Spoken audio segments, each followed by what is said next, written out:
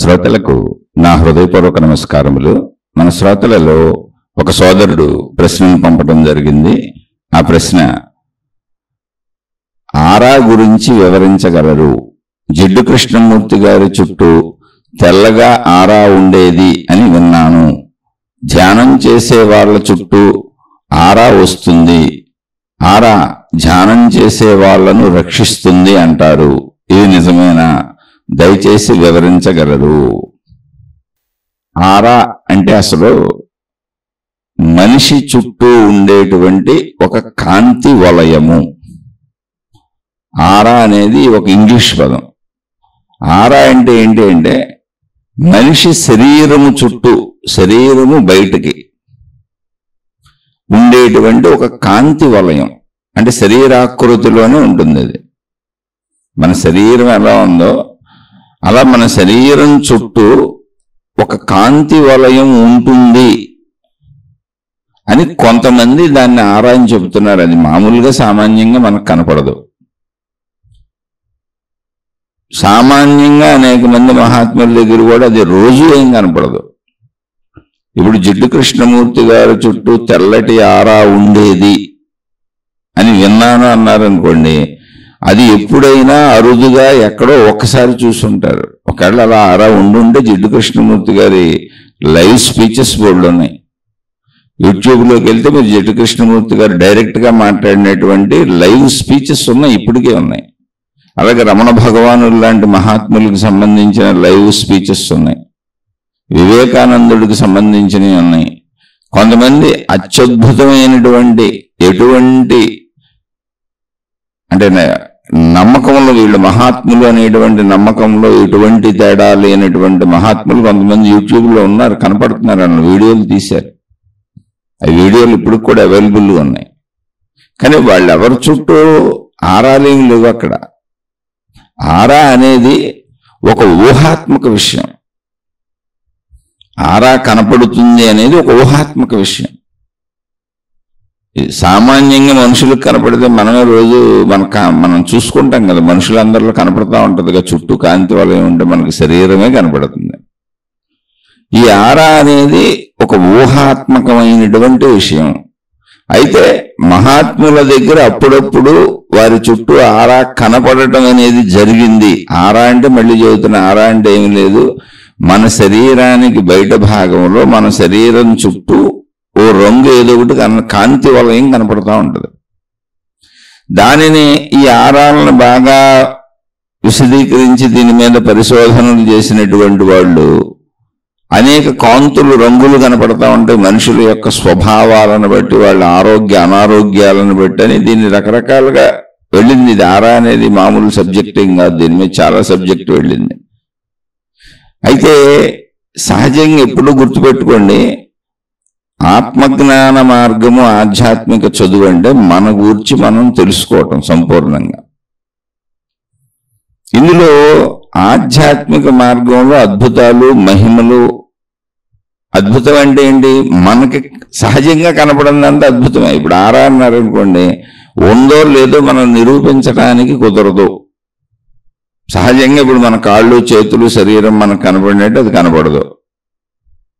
అయితే కాదు అందామా అంటే కొంతమంది మహాత్ముల దగ్గర వారి యొక్క వెలుగును, అంటే వారి చుట్టూ తల వెనుక వెలుగు కానీ, లేదా వారి దగ్గర కొంత కాంతి వెలుగు కనపడటం కానీ అప్పుడప్పుడు అరుదుగా జరిగిన సంఘటనలు అయితే ఉన్నాయి. అవి అసత్యాలు ఏం కాదు. కానీ అది రెగ్యులర్గా మహాత్ముడి దగ్గర కూడా కనపడదు. ఉంటే అందరూ నమ్మేసేవాళ్ళుగా. ఇప్పుడు ఒక మహాత్ముడు జిడ్డు కృష్ణమూర్తి గారు ఉన్నప్పుడు నిజంగా ఆరా కనపడుతుంది అనుకోండి, మొత్తం ప్రపంచంలో ప్రజలందరూ ఆయన 70-80 సంవత్సరాలు జీవించారు. అందులో చిన్న వయసులో ఇవి తీసేసిన 50 ఏళ్ళు ప్రజల్లోనే తిరిగారు. అలాగే ఒక రమణ మహర్షి ఒక 50-60 ఏళ్ళు ప్రజల్లోనే ఉన్నారు.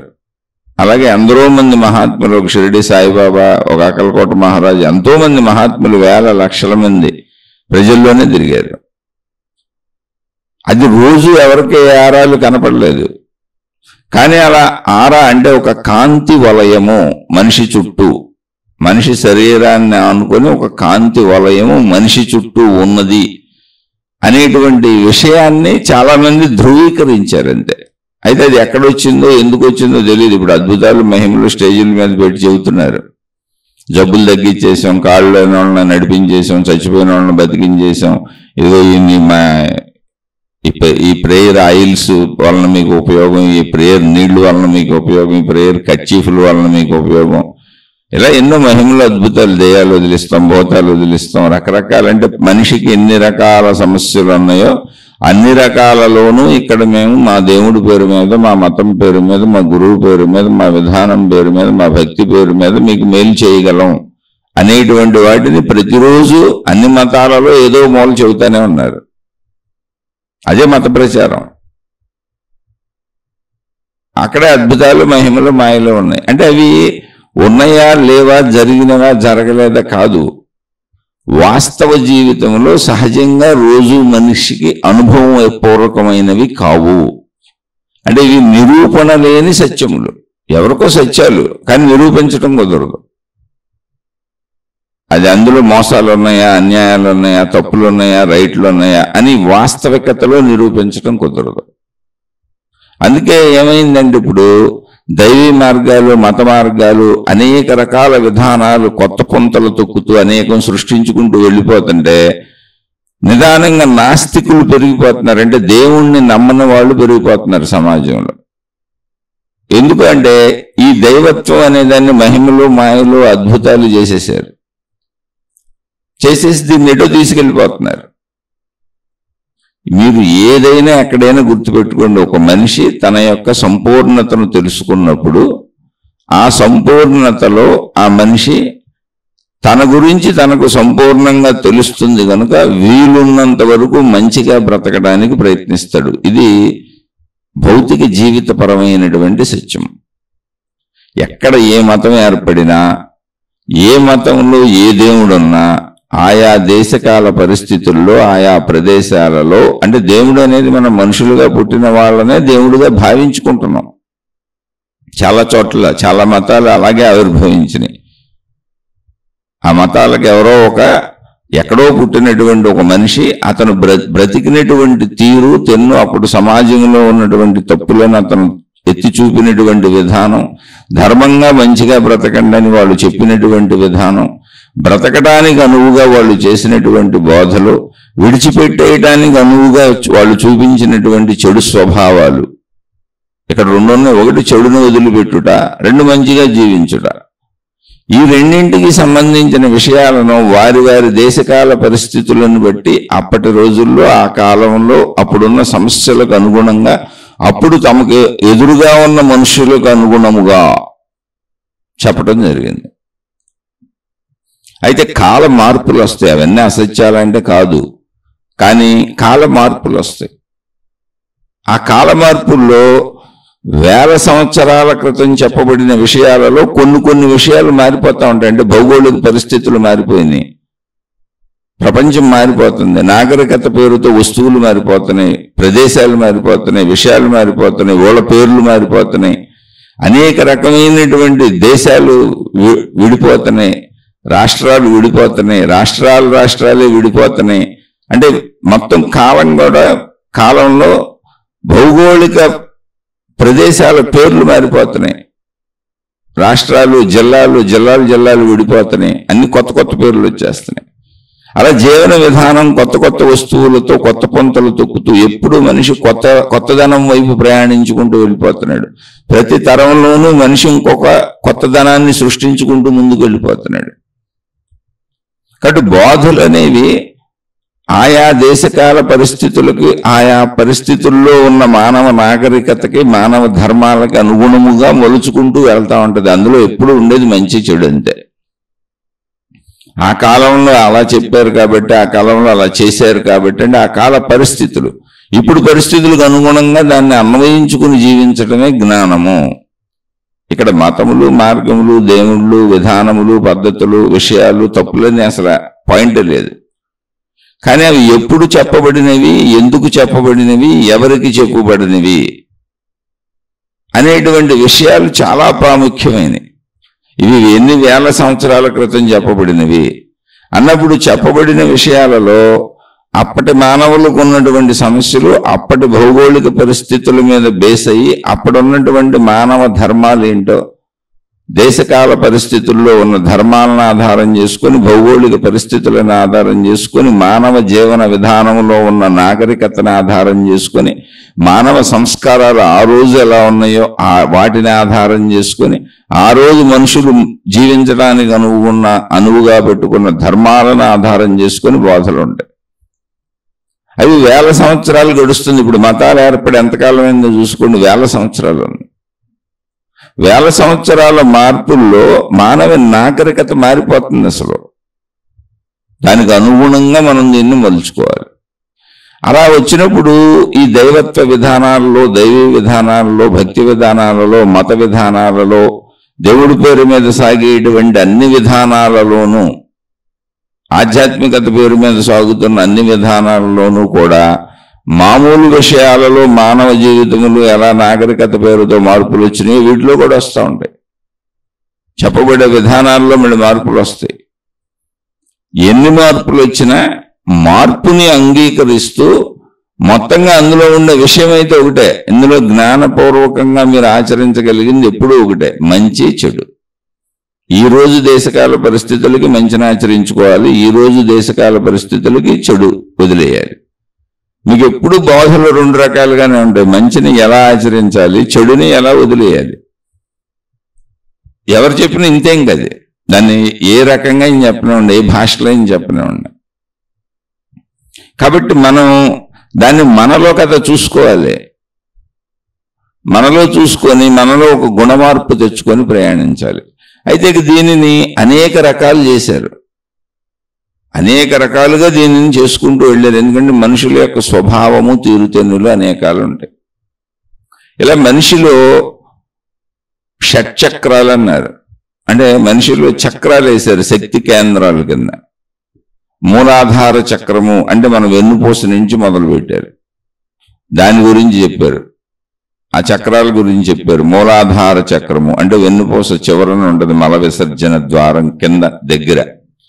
కొంచెం పైకి వచ్చినాక స్వాధిష్టాన చక్రము అంటే మన జననాంగము, మూత్ర విసర్జన అవయము, స్త్రీ పురుష శారీరక కోరికలు తీర్చుకునే అవయమునకు వెనక భాగంలో శరీరంలోనే అక్కడ ఒక శక్తి కేంద్రం అంటే చక్ర రూపంలో గుండ్రంగా ఉందని చెప్పారు. దానికి బొమ్మలు వేశారు, ఆకృతులు వేశారు. దాని గురించి చాలా మంది వర్ణనలు కూడా చేశారు. అది ఎలా ఉంటుంది, ఏంటి ఉంటుంది, అక్కడ ఎన్ని రేకులు విచ్చుకున్నట్టుగా ఉంటుంది. ఇలా ఎవరికి వాళ్ళు అనేక వర్ణనలు చేశారు, దానికి రంగులు పెట్టారు, దాని గురించి విశ్లేషణలు ఇచ్చారు. ఇప్పుడు ఇవి అసలు ఎవరు నిరూపించగలరు? నేను విమర్శించట్లా, అలా చెప్పిన వాళ్ళని తప్పంటలా. ఒక సహజత్వంలో జీవిస్తేనే నువ్వు అర్థం చేసుకోగలుగుతావు, లేకపోతే అది అద్భుతమైపోద్ది, మహిమైపోద్ది. అక్కడ చక్రాలు వాళ్ళకి ఎవరికో కనపడుతున్నాయి అనుకుంటారు అందరూ. చక్రాలు కనపడితే అసలు అందరం చక్రాల గురించి మాట్లాడుకుంటాంగా. పోనీ కనీసం మనిషిలో కనపడలేదు, మీకు ఎవరన్నా మహాత్ముల్లో కనపడినాయా? పోనీ మహాత్ములు ఏ మనుషుల్లో అని దర్శించారా? కొంతమంది ఆ విధానాలు చెబుతూ ఉంటారు అంతే. స్వాధిష్టాన చక్రము అన్నప్పుడు స్త్రీ పురుష శారీరక కలయికలు, మూత్ర విసర్జన చేసేటువంటి అవయవం యొక్క వెనుక భాగం అంటే శరీరంలోనే ఆ ప్రదేశం. అక్కడి నుంచి నాభి అంటే పొట్ట, కడుపు, మనం తీసుకున్న ఆహారం పచనమయ్యేటువంటి భాగం, అక్కడ మణిపూరక చక్రము. అక్కడి నుంచి హృదయం అంటే మన చెస్ట్ మధ్య భాగం, కరెక్ట్గా మీకు భావోద్వేగాలు కలుగుతూ ఉంటాయి. అక్కడ దాన్ని అనాహత చక్రము అన్నారు. అక్కడి నుంచి గొంతు, మనం మాట్లాడుతూ ఉంటాం, అది విశుద్ధ చక్రము అని. అక్కడి నుంచి మన రెండు కనుబొమ్మలకి మధ్య భాగం, ముక్కు పై భాగంలో రెండు కనుబొమ్మలకి మధ్య భాగం అంటే నుదురుకి కింద రెండు కనుబొమ్మలకి మధ్య భాగం, ఆజ్ఞా చక్రము అన్నది. అక్కడి నుంచి తలపైన సెంటర్, మాడు అంటాం మనం, తలపైన సెంటర్ భాగం, అక్కడ సహస్రార చక్రము అని చెప్పారు. అసలు ఎవరికి కనపడిన ఈ చక్రాలు కాదు, అందులో ఒక తాత్వికత ఉంటుంది, ఒక సత్యం ఉంటుంది. ప్రతిదాన్ని మనిషికి విజువలైజ్ చేసి చెప్పేటువంటి విధానం అనేది ఒకటి వచ్చింది. అంటే మనిషి అసలు ఇప్పుడు భాష తయారు చేసాం, లిపి తయారు చేసాం. మానవ స్వభావాన్ని తెలుసుకుంటే ఇవన్నీ ఎందుకు వచ్చినాయో కూడా అర్థమవుతాయి. భాషకి అక్షరాలు తయారు చేసుకున్నాం. ఎవరు తయారు చేశారు? ఎవరు కనిపెట్టారు? ఏమి లేదు, మనుషులే కనిపెట్టుకున్నారు. ఎవరి భాషకాళ్ళ అక్షరాలు ఎలా ఉండాలని తయారు చేసుకున్నారు. ఎందుకు అక్షరాలు? అక్షరాల ద్వారా దాన్ని గుర్తిస్తాం మనం. అంటే ఒక దృశ్యము, శబ్దానికి ఒక దృశ్యము, దృశ్యము శబ్దము కలిసి సాగుతూ ఉంటాయి. అలా మనిషికి మొదటి నుంచి కూడా ఒక విజువలైజేషన్, ఒక ఊహాత్మక శక్తి ఉంది. ఇప్పుడు మనం ఏదైనా భావించుకున్నాం, మనం ఏదైనా చూసాం, మనసులో అది దృశ్య రూపంలో మనకు దర్శనం వచ్చేవాళ్ళు. ఇప్పుడు మా అబ్బాయి, మా అమ్మాయి, మా ఆయన, మన బంధాలు, మనం చూసిన వస్తువులు, విషయాలు, సినిమాలు గుర్తు చేసుకుంటే మనసులో ఇలా ఉన్నవి అనేవి దర్శనం అవుతా ఉంటాయి. అలా ఇప్పుడు మనం చెప్పుకున్న మల విసర్జన ద్వారము అన్నప్పుడు, మలము రోజు విసర్జించేటప్పుడు అక్కడ శక్తిని ఎక్కువ ఉపయోగిస్తున్న ప్రదేశం అది. స్త్రీ పురుష జననేంద్రియములు, అక్కడ శక్తిని ఎక్కువ ఉపయోగిస్తున్నాం. పొట్ట రోజు శక్తి ఎక్కువ ఉపయోగించబడుతుంది, పచనం చేయబడుతుంది. భావోద్వేగముల కదలికలు మొత్తం హృదయంలోనే ఉంటాయి. అది మీకు గుండె జల్లు అన్నప్పుడు తెలుస్తుంది. ఏదైనా భయపడినప్పుడు గుండె జల్లు అన్నప్పుడు భావోద్వేగం అర్థమవుద్ది మీకు. అక్కడ మీకు చూడండి, భావోద్వేగాలు, దుఃఖాలు ఎక్కువైపోయినప్పుడు కరెక్ట్గా మీకు చెస్ట్, హృదయం మధ్య భాగంలో ఉంటుంది. ఒకసారి చెస్ట్ పట్టేసినట్టు కూడా ఉంటుంది. భావోద్వేగాలు ఎక్కువై బరువుగా ఉన్నప్పుడు, అంటే చెడు భావోద్వేగాలు, అంటే దుఃఖపూరితమైన వాటికి, అది భావోద్వేగాల కేంద్రము. అది రోజు భావోద్వేగాలు లేకుండా అసలు జీవించం, గొంతు మాట్లాడకుండా జీవించం. అలాగే కన్ను, ముక్కు, చెవులు ఇవన్నీ పనిచేస్తే ఇక్కడ గమ్మత్తుగా మీరు చూడండి, ఆజ్ఞాచక్రం అంటే మెదడు, ఆజ్ఞలన్నీ జారీ చేసేది అక్కడి నుంచే. దాని పేరే ఆజ్ఞాచక్రం. మళ్ళీ ఈ చక్రాలన్నింటికి ఒక్కొక్క దానికి ఆ పేరు ఎందుకు పెట్టారో, పేరు వివరణ ఏంటి అని దానికి రంగులు ఇచ్చారు. దానికి కొంతమంది ఏమో ఇలా విచ్చుకున్నటువంటి ఆకులు ఇన్ని ఉంటాయి అని రకరకాల రంగులు వేశారు, రకరకాలుగా చెప్పారు వాటి గురించి. అని పైకి వెళ్తున్న కొందుకి అంటే సహస్రార చక్రము. ఇప్పుడు ఆజ్ఞా చక్రం అంటే ఏంటి? మన మెదడు పనిచేసేది అక్కడ. ఆ మెదడే కింద వరకు ఉన్న మొత్తం శరీరాన్ని పనిచేయించాలి, ఇంద్రియాలను పనిచేయించాలి, ఆజ్ఞలన్నీ జారీ చేసేది అదే. అందుకే అది చూడండి, మీకు ఆజ్ఞా చక్రంకు 2 కనుబొమ్మలు పైకి వెళ్ళేటప్పటికి ఇంకా మీకు ఇంద్రియాలు లేవు. ఇంద్రియాలన్నీ కిందే ఉన్నాయి. కళ్ళు కిందే ఉంటాయి, ముక్కు కిందే ఉంది, చెవులు పక్కన కిందే ఉంటాయి, మాట్లాడే నోరు కిందే ఉంటుంది, శరీర అవయవాలు, ఈ చక్రాలన్నీ ఇంకా కింద ఉన్నాయి. అక్కడి నుంచి సహస్రార చక్రము అన్నారు. సహస్రారం అంటే మెదడు, అంటే మెదడు పైభాగం. అంటే ఆజ్ఞలు జారీ చేసి శరీర భావాలను, శరీరాన్ని నడిపేటువంటి ఆజ్ఞను జారీ చేసేటువంటి మెదడు ఏది ఉందో ఆ స్థితిని కూడా దాటి పైకి వెళ్ళిపోతే అక్కడ అనంత ఆత్మశక్తితో కూడిన ఎరుక ఒకటి, దైవశక్తితోనో ఈ ఆత్మశక్తితో ఎలా అయితే అలా. ఎందుకని దేహ భావనను దాటిన స్థితి అని. అంటే మెదడు కూడా దాటేసినాక ఏముంటుంది? ఇంకా విశ్వంతో అనుసంధానం, విశ్వశక్తితో అనుసంధానం, దైవశక్తితో అనుసంధానం. అది సహస్రార స్థితి అని చక్రం అని పేరు పెట్టారు. చక్రం అంటే ఏంటి? ఒక రౌండ్ సర్కిల్లో అక్కడ శక్తి బాగా పనిచేస్తుందని చెబుతున్నారు అంతే. మీరు ఒక్కసారి ఆలోచించండి, అక్కడ చక్రాలు ఉంటాయా? ఎవరన్నా చూసారా చక్రాలు? డాక్టర్లకు కనబడుతున్నాయా? కాదు. నువ్వు అభివృద్ధి చెందాలి అంటే నువ్వు ఒక నీచ భావముల నుంచి ఉన్నత భావాలకు ప్రయాణించుట. ఇప్పుడు కాళ్ళల్లో శక్తి లేదా? మనం వెన్నుపూస నుంచే వేసుకున్నాం, అక్కడే ఉండిపోయింది అనుకున్నాం. మూలాధారంలోనే శక్తి ఉందనుకున్నాం. మరి కాళ్ళు ఎలా పనిచేస్తున్నాయి? కాళ్ళల్లో శక్తి లేదేంటి? కాళ్ళను పని చేయించేదేంటి? మరి చేతులను పని చేయించేదేంటి? కాళ్ళు చేతులు ఇంకా విడివిడిగా ఉన్నాయిగా. అక్కడ సబ్జెక్ట్ అది కాదు. వాళ్ళు చెప్పదలిచింది ఏంటంటే నువ్వు అభివృద్ధి వైపు సాగు. ఇప్పుడు మల విసర్జన, మలము, మలప ఆలోచనలు, చెడ్డ ఆలోచనలు, చెడ్డ పనులు, దుర్మార్గ పనులు అంటే ఒక నీచత్వపు ఇది. మలం అంటే ఏంటి? మనలో ఉన్న చెడుని విసర్జించటం. అలాంటి ఒక స్థితి నుంచి కొంచెం పైకి ఎదుగు. ఆ నీచత్వాన్ని, నీచత్వపు ఆలోచనను వదిలేసాయి. ఆ ఎదగటం అనే దానికి ఏం చెప్పారు? నువ్వు సాధనలు చేసుకుంటా ఉంటే శక్తి పైకి వెళ్తూ ఉంటుంది అని చెప్పారు. శక్తి అధోముఖంగా పనిచేస్తుంది, ఊర్ధ్వముఖంగా నువ్వు నడపాలి అని చెప్పారు. అంటే ఇక్కడ అధోముఖంగా పనిచేసే శక్తి ఒకటి, ఒక ఏదో శక్తి పనిచేసేసి నిన్ను కిందకి లాగేస్తుంటే నువ్వు ఏదో అద్భుతంగా పైకి వెళ్ళిపోవాలని కాదు. అందులో తాత్విక జ్ఞానము. ఏమంటే ఇలా ఎందుకండి చెప్పటం, మామూలుగా ఇప్పుడు ఉపన్యాసాలలాగా చెప్పొచ్చు కదా అంటే కాదు. విషయం ఏంటంటే ఇవన్నీ ఏర్పడింది వేల సంవత్సరాల వెనకాల, ఒక లక్షల సంవత్సరాల వెనకాలన్నా ఆశ్చర్యపోగల. అప్పుడు ఇలా రికార్డింగ్ సిస్టమ్లు, ఈ విధానాలు ఇవన్నీ లేవు. అందుకని వాళ్ళు దృశ్య రూపం ఇచ్చారు. మీకు వచ్చిన దేవుళ్ళు, దేవతలు, విధానాలు, పద్ధతులు ఇవన్నీ కూడా మనిషి సృష్టించిన దృశ్య రూపాలే. అదొక మానస లోకం. అంటే మనిషికి మనసుకు హత్తుకునేలా ఎలా చెబితే ముద్రింప చేసుకొని లోపల పెట్టుకొని దాన్ని జాగ్రత్తగా గమనించుకొని తనను తాను అభివృద్ధి పదం వైపు తీసుకెళ్తాడు అని. అంతే తప్ప నాలో శక్తి కదలికలు వెళ్ళిపోతున్నాయి, పైకి వెళ్ళిపోతున్నాయి అని ఇప్పుడు చాలా మంది ఆ శక్తి కదలికలకు బోళ్ళు పెట్టేశారు. ప్రాణశక్తి ప్రయాణ బోళ్ళు వచ్చేసినాయి. ఆధ్యాత్మిక మార్గాలు లక్షల కోట్ల మంది వాటిని అనుసరిస్తున్నారు. అసలు ఎక్కడ కనపడుతున్నాయి అన్ని భావన లోకాలు? కనపడితే మనుషులు అనుసరించేస్తారు కదా. ఇప్పుడు ఆ కనపడని వాటిని కనపడుతున్నాయని చెప్పేవాళ్ళందరూ ఎవరో మహిమ పొరులు, వీళ్ళకి కనపడుతున్నాయి కావాలి, మామూలు వాళ్ళకి కనపడవు కావాలనేది ఒకటి ఏర్పడిపోయింది. వాళ్ళకే కనపడతలా.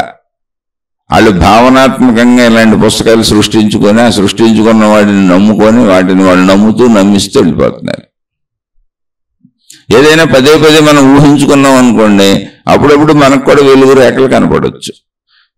అలానే ఒక మనిషి చుట్టూ ఉండేటువంటి కాంతి వలయము రెగ్యులర్గా రోజు కనపడుతుందా అంటే రోజు కనపడితే మహాత్ముల దగ్గర అందరూ నమ్మేసేవాళ్ళు కదా. ఎప్పుడో ఎవరికో ఎక్కడో ఏదో జరిగింది. అది ఎందుకు జరిగింది అనే దానికి భౌతిక కారణాలా, చుట్టుపక్కల ఉన్న విషయ కారణాలా తెలియదు మనకి. కానీ ఇందులో ఒక సత్యత ఉంది. ఏంటి సత్యత అంటే ఈ విషయం నేను కూడా చూశాను. నేను ఒక మహాత్ముడిని చూస్తున్నప్పుడు ఆయన చుట్టూ ఒక తల చుట్టూ, మొత్తం ఆయన శరీరం చుట్టూ కనపడలా నాకు. ఆయన తల చుట్టూ ఒక తెల్లటి వెలుగు వలె వెలుగుతున్నటువంటి తల వెనకాల, అంటే ఒక 2 అంగుళాలు తలను దాటి ఒక 2 అంగుళాలు బయటికి ఒక తల చుట్టూ ఆయనకు ఒక కాంతి వలయం కనపడటం చూశాను నేను. కాసేపుగా చాలాసేపు చూశాను. అదే మహాత్ముడిని నేను కొన్ని 100,000 సార్లు దర్శించాను, ఎప్పుడు కనపడలా. ఒక్కసారి కనపడింది. అలా ఎందుకు జరిగిందో నాకు కూడా తెలియదు, కానీ చూశాను. అయితే తెలియని వాటిని పట్టుకొని మహిమలని, మాయలని, అద్భుతాలని పరిగెత్తేటువంటి స్వభావం అసలు నాకు లేదు. ఎందుకనంటే పరిగెత్తేటప్పుడు నువ్వు అనేకం సృష్టించుకుంటావు, తెలియట్లేదు. తెలియబడేదైతే నీకు రోజు కనపడుతుంది. ఆ తెలియబడిన దాని కోసం ఎందుకు పరిగెత్తుతున్నావు? తెలియబడుతున్న నీ స్వభావాన్ని మార్చుకోవచ్చుగా. నీకు ఏదో తెలియబడుతుంది కదా, స్వభావం మార్చుకోవచ్చుగా. లేదా దానిలోని జ్ఞానాంశం ఏంటో తెలుసుకో. నీకు ఉపయోగపడేది దానిలో జ్ఞానాంశ, అది ఎలా ఉంటుంది. అసలు తెలియని దాని గురించి ఆరాటం ఎందుకు? నువ్వు మనిషిగా బతుకుతూ ఇక్కడ ముందు మనిషిగా బతుకు, మంచిగా బతుకు. ఆ తెలియనివి తెలుసుకోవాలన్నదే అభూత కల్పనలు అయిపోయినాయి. అది తెలియబడేదైతే ఖచ్చితంగా తెలియబడుతుంది. అదే తెలియబడుతుంది. తెలియబడేది కాదు కాబట్టి సృష్టి అలా పెట్టింది అని. ఇప్పుడు ఎవరో చెబుతున్నారు, ఇప్పుడు ఏం చేస్తావు? మనలో ఎవరికైనా షట్చక్రాలు కనబడుతున్నాయా? అసలు ఉన్నాయా పోయిన చక్రాలు? డాక్టర్లు కోతలు కోస్తున్నారు ఎక్కడ కనబడినాయా అంటే అసలు ఈ విధానాలకే ఆధారత లేదు. కొంతమంది అసలు వీటిని కొట్టుబారేస్తారు, ఇవేం లేవని. కొంతమంది వీటినే పెట్టుకొని శిష్య సమూహాలను తయారు చేసుకుంటూ వెళ్తారు. ఎందుకంటే మనుషులకి ఎప్పుడు కూడా కనపడనిది ఏదో ఒక అద్భుతము, మహిమ, మాయ, కనపడనిది ఏదో చెబితే దాన్ని నమ్ముతూ ఉంటాడు. మనిషికి ఒక కనపడని దైవశక్తిని నమ్మడం అంటే చాలా ఇష్టం. ఒక కనపడిన దేవుణ్ణి, ఒక కనపడని దేవతని చాలా ఇష్టం. ఆ నీలో ఉన్న ప్రాణశక్తి ఆ దైవశక్తి నాయన, నీలో ఉన్న విశ్వశక్తి ఆ దైవశక్తి తల్లి. నువ్వు ఇప్పుడు ఆ మంచితనంతో బతుకు, నీలో గుణమార్పు తెచ్చుకో, నీలో చక్కటి గుణాలను పెంపొందింప చేసుకో, చెడు గుణాలను వదిలిపెట్టు, మంచి గుణాలతో బతుకు. అదే దైవత్వము. అలా మంచి గుణాలతో బతుకుతూ వెళ్ళటమే ఆధ్యాత్మికతలో ఔన్నత్యము, అత్యున్నత స్థితి. నువ్వు ఉన్నన్నాళ్ళు మంచిగా బతకడమే అనే విషయం చెబితే మళ్ళీ నేను కష్టపడాలిగా. ఉన్నన్నాళ్ళు అంటే 100 ఏళ్ళు కష్టపడాలిగా. 100 ఏళ్ళు నన్ను నేను మంచిగా ఉంచుకోవాలిగా. 100 ఏళ్ళు నా గుణాలు చెడు వైపు వెళ్ళకుండా చూసుకోవాలిగా, 100 ఏళ్ళు నేను మంచి గుణాలతో బతకాలిగా. అంటే మరి నాకు ఆశలు, అత్యాశలు, కోరికలు, దురాశలు, నాలో ఉన్న అహంకారం, నాలో ఉన్న ఈర్ష్య, స్వార్థ, ద్వేష, అసూయలు, కోపతాపాలు వీటిని నేను వదులుకోలేనుగా. పరిస్థితులు నన్ను ఏదో రకంగా ప్రేరేపిస్తూనే ఉంటాయిగా. నాలోని చెడుని పోగొట్టుకోలేనుగా.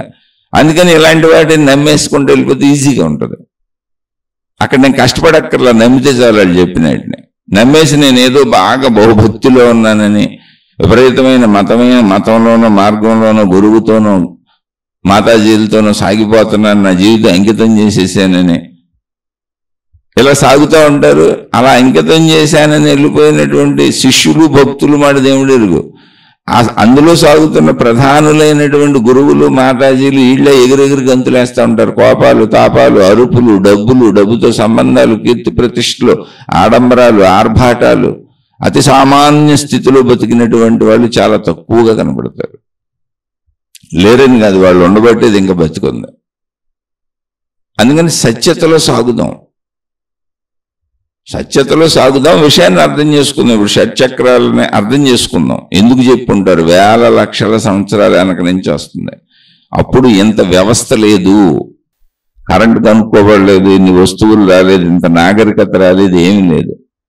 అయితే వచ్చిన మనిషి మీరు గమనించండి, పూర్వకాలం ఆర్టిస్టులు ఉండేవాళ్ళు, అంటే బొమ్మలు వేసేవాళ్ళు ఉండేవాళ్ళు, మనుషులు శిల్పాలు చెక్కేవాళ్ళు ఉండేవాళ్ళు. ఇవన్నీ స్వయంగా మనిషి చేసేవాడు. ఇప్పుడు కూడా మనం శిల్పాలు అనేకం ప్రార్థనాలయాల్లో పెట్టుకునేవన్నీ శిల్పాలు శిల్పులు చెక్కేవే, తయారు చేసేవే. ఫోటోలు కావచ్చు, ఏమైనా కావచ్చు, మనుషులు తయారు చేసేవే, మూర్తులు కావచ్చు, ఫోటోలు కావచ్చు. ఆ నైపుణ్యత ఉంది, శిల్పకళా నైపుణ్యం. పెయింటింగ్ అంటే పెయింటింగ్ వేయగలిగినటువంటి, బొమ్మలు చిత్రీకరించగలిగినటువంటి, చేతులతో వేయగలిగినటువంటి నైపుణ్యం ఇవన్నీ మనుషుల్లో ఉన్నాయి.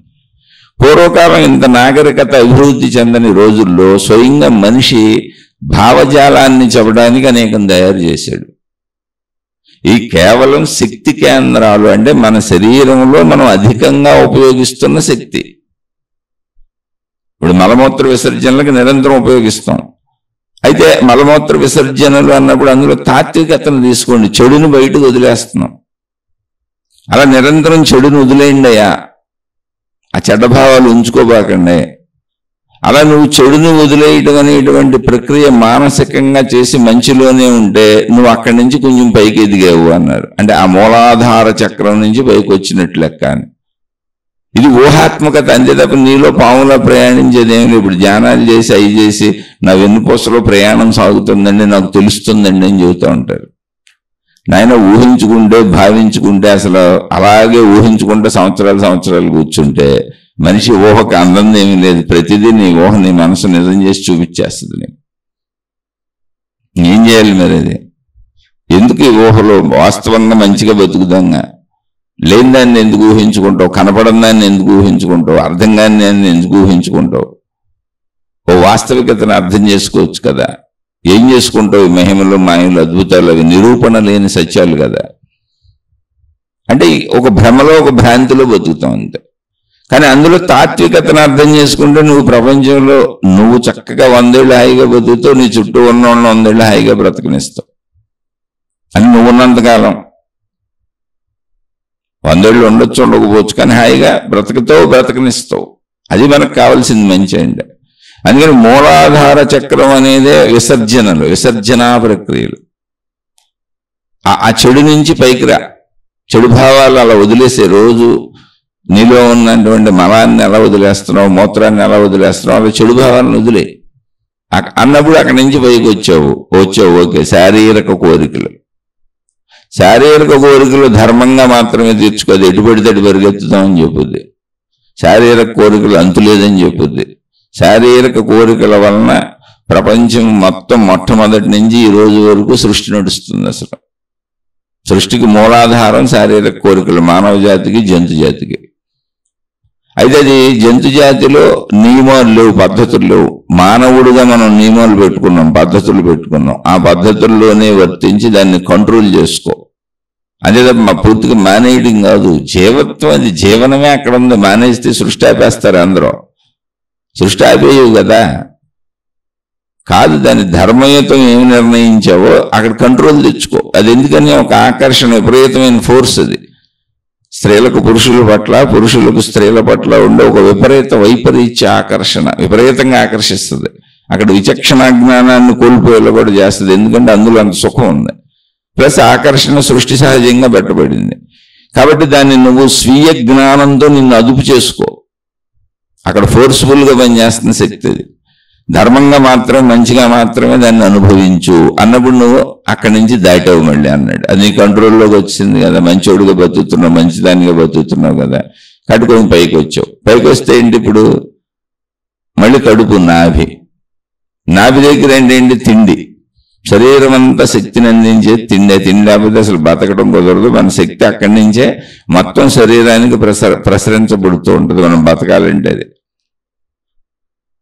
ఆ తిండిలో ప్రాబ్లం ఏంటి, మనకి రుచికి బంధింపబడి ఉంటాం మనం. మీరు అందుకే చక్రాల్లో మళ్ళీ ఏది చెప్పినా మీకు రుచి గురించి చక్రం చెప్పలేమండి. మనమే దాన్ని గ్రహించాలి. ఎక్కువ శక్తి అక్కడ ఉత్పత్తి చేయబడుతుంది, వాడబడుతుంది, ఉత్పత్తి చేయబడి శరీరం అంతా పంచబడుతుంది. ఆహార పదార్థాలనంతా కూడా జీర్ణం చేసి అది నిత్య ప్రక్రియ, రోజు తినాల్సిందే. ఇప్పుడు మలం రోజు విసర్జించాల్సిందే. స్త్రీ పురుష శారీరక కోరికలు తీర్చుకుంటూనే ఉంటారు. అలాగే నిత్యం భోజనం చేయాల్సిందే. మళ్ళీ రుచికి బానిస అయిపోయావనుకో అనారోగ్యాలు వస్తాయి, బాధలు వస్తాయి, ఇబ్బందులు వస్తాయి. అందుకని శరీరానికి సరిపోయినంత శక్తి సమకూరేలా మంచి ఆహారం తీసుకొని దాని మీద ఒక నియంత్రణ తెచ్చుకో. ఆ నియంత్రణ తెచ్చుకొని సరైన ఆహారం తిని ఇది నాకు చాలు, ఎంత సరిపోద్దని. అపరిమితంగా తిన్నామనుకో అనారోగ్యాలు వస్తాయి, ఊబకాయలు వచ్చేస్తాయి, ఓవర్ వెయిట్ వచ్చేస్తుంది. ఓ సహజత్వం ఇది. అందుకని కడుపుని ఎప్పుడు శుభ్రంగా ఉంచుకో. ఇంకొకటి సైన్స్లో అంటే మన శరీర నిర్మాణ శాస్త్రాన్ని గమనిస్తే మెదడు తర్వాత అత్యంత పటిష్టమైనటువంటిది మన పేగులు, అంటే పొట్ట. అంటే రెండవ మెదడులో చెప్పొచ్చు దాన్ని. మెదడు లేకపోతే శరీరం పనిచేయదు. అసలు శరీరం మొత్తం పనిచేయాలంటే మెదడు బాగుండాలి. అవయవ కదలికలన్నీ మెదడు నుంచే జరుగుతాయి. అలాగే పొట్ట ఎంత బాగుంటే మనిషి ఆరోగ్యం ఎంత బాగుంటుంది, మనిషి ఆలోచన ఎంత బాగుంటుంది. మనిషి ఆలోచనకి, మనిషి స్వభావానికి కడుపుకి సంబంధం ఉంటుంది. నువ్వు తీసుకున్న ఆహారం పచనమయ్యే విధానం. ఎందుకంటే కడుపు సమస్యలు ఉన్న వాళ్ళందరికీ కూడా ఆలోచనలు వైపరీత్యంగా ఉంటాయి. ఇదంతా లింకుడు, అంటే శరీరం మొత్తం లింకుడే. ఇక్కడ ఇంకా ఎక్కువ లింక్, శక్తి అక్కడి నుంచి వెళ్ళేది మొత్తం. అది సరిగ్గా పచనం అవ్వకపోయినా, సరిగ్గా జీర్ణం అవ్వకపోయినా, సరిగ్గా శక్తిగా మారకపోయినా, శక్తిని సరిగ్గా శరీరం గ్రహించలేకపోయినా, పేగులు గ్రహించలేకపోయినా మొత్తం పొట్టలోనే జరిగేది అసలు బతుకు జరుగుకంతా, నిత్య బతుక్కి. అందుకని జాగ్రత్తనైనా చక్కగా చూసుకో, దాని మీద ఒక అదుపు తెచ్చుకో. ఏది పడితే తినేసి నాశనం చేసుకోకు. దాని మీద ఒక అదుపును పొందు. నీ జీవితం చక్కగా ఉంటుంది, ఆరోగ్యవంతంగా ఉంటుంది. నీకు సృష్టించిన సంపూర్ణ ఆయువు హాయిగా బతుకుతావు. ప్లస్ నీ ఆలోచనలు బాగుంటాయి. దాని మీద అదుపు వచ్చేసింది అనుకో, అక్కడి నుంచి దాటేసావు అన్నారు. ఇవన్నీ నువ్వు అదుపు చేసుకోవాల్సినది. ఆ శక్తి కేంద్రాలని అందుకే ఇంకో కాళ్ళకి చేతులకి చెప్పలా. అది కాళ్ళల్లో శక్తి లేదేంటి, చేతుల్లో శక్తి లేదేంటి, ఓన్లీ వెన్నుపూస వరకు ఎందుకు చెప్పారు అంటే ఇంద్రియాలన్నీ అక్కడే ఉన్నాయి, బుద్ధి అంతా అక్కడే ఉంది, ఒక్కొక్క దాన్ని దాటుకుంటారు ఆ పైకి అని చెప్పారు.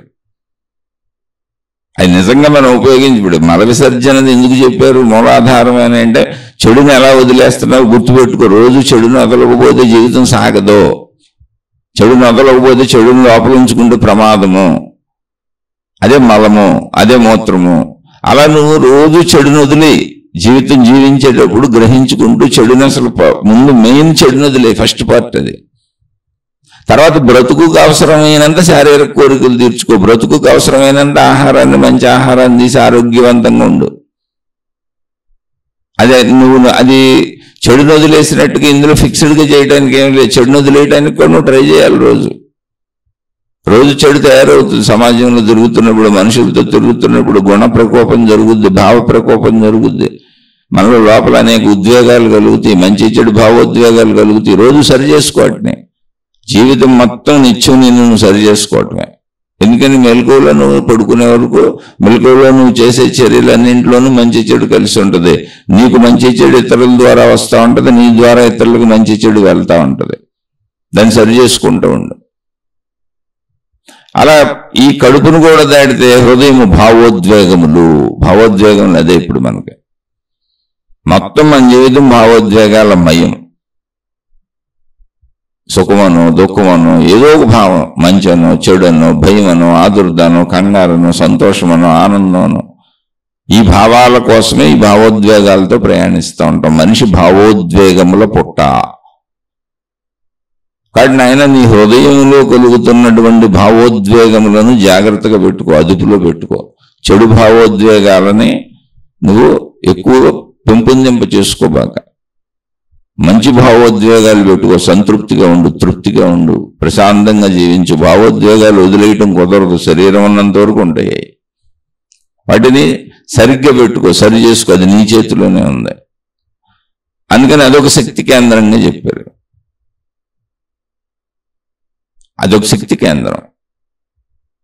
అక్కడి నుంచి మళ్ళీ నువ్వు అంతా అదుపు చేసుకొని జాగ్రత్త చేసుకోవడానికి అవసరమైనటువంటి సబ్జెక్ట్ అంతా మంచిగా బతుకుని అనేక జ్ఞాన బోధల రూపంలో ఉన్నాయి.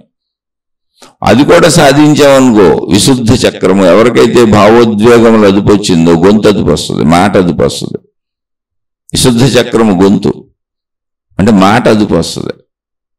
మాట్లాడితే మనకి అసలు కమ్యూనికేషన్ మనకి ఇంకొకళ్ళతో మనం ఇంకోళ్ళతో, ఇంకొకళ్ళు మనతో సంబంధ బాంధవ్యములు. భావ వ్యక్తీకరణ ఏంటి? భావోద్వేగాలు ఇక్కడ ఉన్నాయి. మరి ఆ భావ వ్యక్తీకరణ ఎక్కడి నుంచి జరుగుతుంది? గొంతులోని జరుగుతుంది. భావోద్వేగములు అదుపు వచ్చినప్పుడు నీ మాట తీరు, పద్ధతులు, విధానములు అన్నీ మారిపోతాయి. అది చూసుకో, మాట జాగ్రత్తగా పెట్టుకో. విశుద్ధ చక్రము గొంతు, దాని పనితీరు సరిగ్గా పెట్టుకొని. పనితీరంటే జాగ్రత్తగా మాట్లాడు, చక్కగా మాట్లాడు, మంచిగా ఉండు. అంటే ఈ సహజత్వం మనుషులకు అర్థమవుద్ది. దీన్ని మీరు రకరకాలు చేసేస్తే ఇంకేం అర్థం అవుద్ది. ఆ చక్రాలను మేము సరి చేసేస్తాం, ఆ చక్రాలను క్లీన్ చేసేస్తాం. రోజు ఆ చక్రాలు క్లీనింగ్ ప్రాసెస్ మీద సాధనలో క్లీన్ అయిపోతున్నట్టు కూర్చొని ఊహించుకోండి అని. ఏం క్లీన్ చేస్తావు? అన్ని ఊహలో చెబుతావు. అక్కడ క్లీన్ చేయటం ఏంటి? ఎవరికి కనపడుతుంది? ఏమైనా అంటులు తోముకున్నట్టు తోముకుంటానికి ఏమన్నా ఉందా అక్కడ? అన్ని మంచి గుణాలు మొత్తం శరీరాన్ని క్లీన్ చేసేస్తాయి, మొత్తం మనసును క్లీన్ చేసేస్తాయి, మొత్తం నీ జీవితాన్ని క్లీన్ చేసేస్తాయి. చుట్టూ ఉన్న అందరికీ అన్ని రకాలుగా ఉపయోగపడటం. నీకు క్లీన్ అయిపోద్ది, వాళ్ళకే క్లీన్ అయిపోద్ది, నీ చుట్టూ ఉన్న కూడా. అదే క్లీనింగ్. చెడును వదిలేయటమే క్లీనింగ్, మంచిని పెంచుకోవటమే క్లీనింగ్. మళ్ళీ చక్రాలు క్లీన్ చేసి చక్రాల అలైన్మెంట్ ఎన్ని పెట్టారు. ఇప్పుడు వాళ్ళందరూ నన్ను తిడతారు. కానీ సహజత్వంగా అర్థం చేసుకోండి. అసహజత్వానికి వెళ్ళకండి, అసహజత్వ విషయాలు పెంచకండి. దైవీ మార్గాల్లో, మత మార్గాల్లో, సాధనల్లో, విధానాల్లో అసహజ మార్గాలు పెంచేవాళ్ళు అందరూ కూడా దెబ్బకొడుతున్నారు సామాన్య ప్రజల్ని. ఎందుకనంటే కనపడందని నమ్మటం అవుతుంది. అది ఒక మూఢనమ్మకం పెరుగుతుంది. ఎందుకని అక్కడేం కనపడతలా, ఎవరికేం కనపడతలా. భావించుకోవటం, భావనలు అయిపోయినాయి, ఊహలు అయిపోయినాయి, ఊహాత్మకతలు అయిపోయినాయి. ఇక ఆ ఊహల్లో ఎవరికాళ్ళు ఊహించుకొని ఆ ఊహల్లో వాళ్ళకి కనిపించింది నిజం అనుకుంటూ వెళ్ళిపోతున్నారు. అందుకే అనేకంగా తయారైపోతున్నాయి మహిమలని, మాయలని, అద్భుతాలని. ఇదంతా మనోలోకము. ఊహాలోకం అంతా మనోలోకమే. మనోలోకంలో ఊహించుకుంటూ కూర్చోబాగా వాస్తవ లోకంలో జీవించు మంచిగా. వాస్తవ లోకం శరీరంతో మంచిగా జీవిందాన్ని అర్థం చేసుకొని. అలా వాక్కు, విశుద్ధ చక్రం అన్నప్పుడు గొంతు, వాక్కు. అక్కడి నుంచి ఆజ్ఞా చక్రము అంటే మొత్తం అసలు శరీరాన్ని నడిపేది ఏంటి? మెదడు. ఇది చూడు అన్నప్పుడు కన్ను చూస్తూ ఉంటుంది, చెవి వింటా ఉంటుంది. మొత్తం కింద శరీర అవయవాలన్నీ, ఇంద్రియములతో కూడిన శరీర అవయవములన్నీ మెదడు అధీనములో నడుస్తూ ఉంటాయి. కాబట్టి విచక్షణతో, జాగ్రత్తగా, సద్బుద్ధితో సత్కార్యాలకు మాత్రమే దీన్ని నడుపు. దేశకాల పరిస్థితుల్లో ఉన్నటువంటి ధర్మముల ప్రకారము నువ్వు అనుభవించు, తిను, తాగు, చెయ్యి, ఏమని చెయ్యి. దేశకాల పరిస్థితుల ధర్మములను పాటించు. అదే ఆజ్ఞా చక్రము. అగ్ని లేవటం కిందన్నిటికీ. అంటే నీ మీద నీకు అదుపు వచ్చినప్పుడు నీ శక్తి అక్కడికి వచ్చేసి, అంటే నీ శారీరక స్థితులన్నీ నీ చేతిలోకి వచ్చినాయి. ఇప్పుడు నువ్వు చెడుని రోజు వదిలేసే ప్రయత్నం చేస్తూ ఉంటావు. స్త్రీ పురుష శారీరక సంబంధాల్లో ఎటువంటి తప్పు చేయవు, కంట్రోల్ వచ్చేసింది. అలాగే తినే విషయాలలో ఎటువంటి తప్పు చేయవు, నీ మీద నీకు కంట్రోల్ వచ్చేసింది.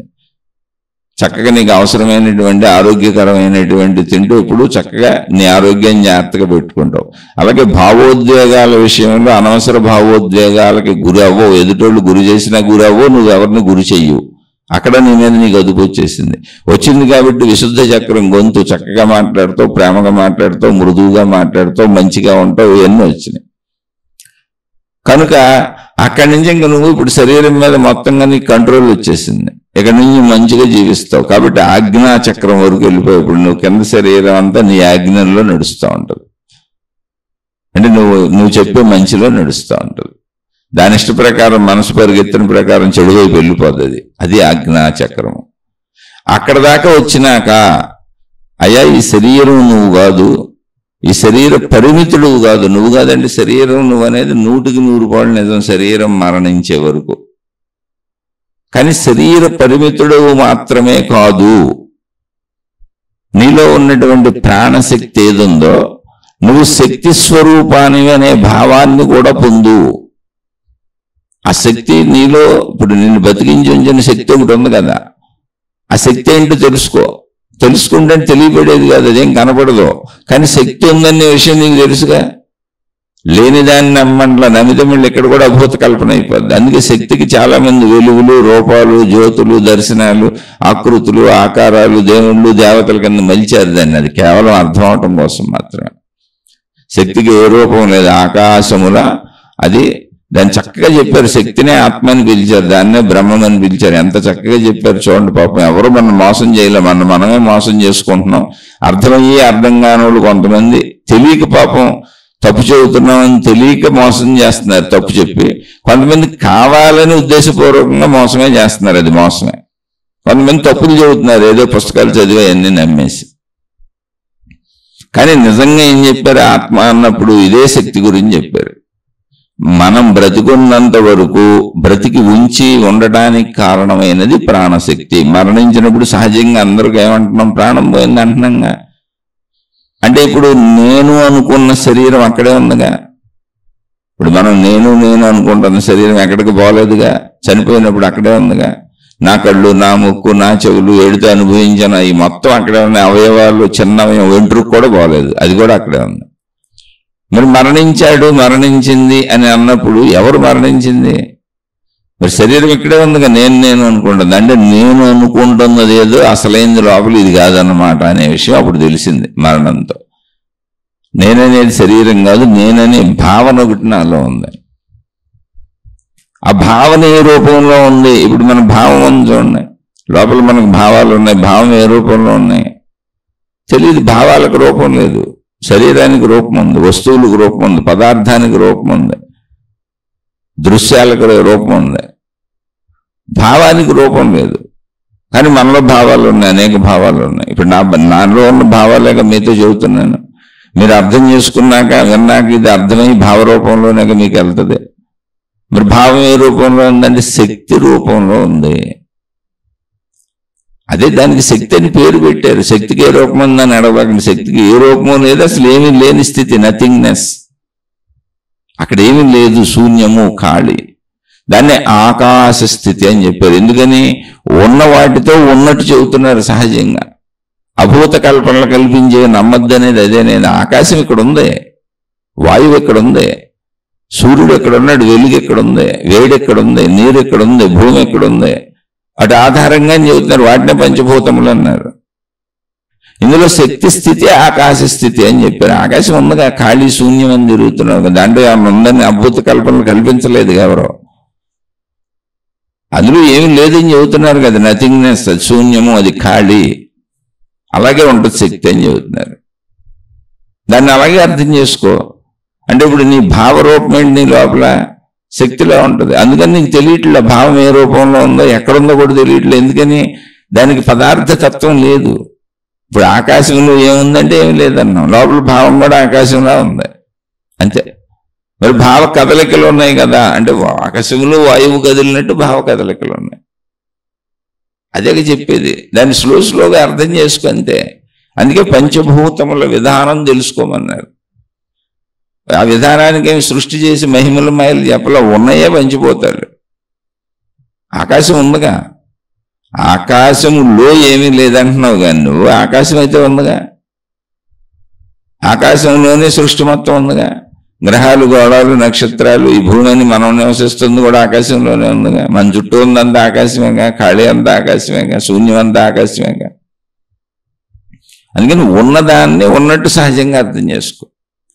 సహస్రారం అన్నప్పుడు ఏంటంటే ఆకాశ స్థితికి వెళ్ళిపోయావంటే నువ్వేం శరీరాన్ని మర్చిపోయి వెళ్ళిపోయాను కాదు, అది కూడా అర్థం చేసుకోగలిగినటువంటి స్థాయి నీకు వచ్చింది.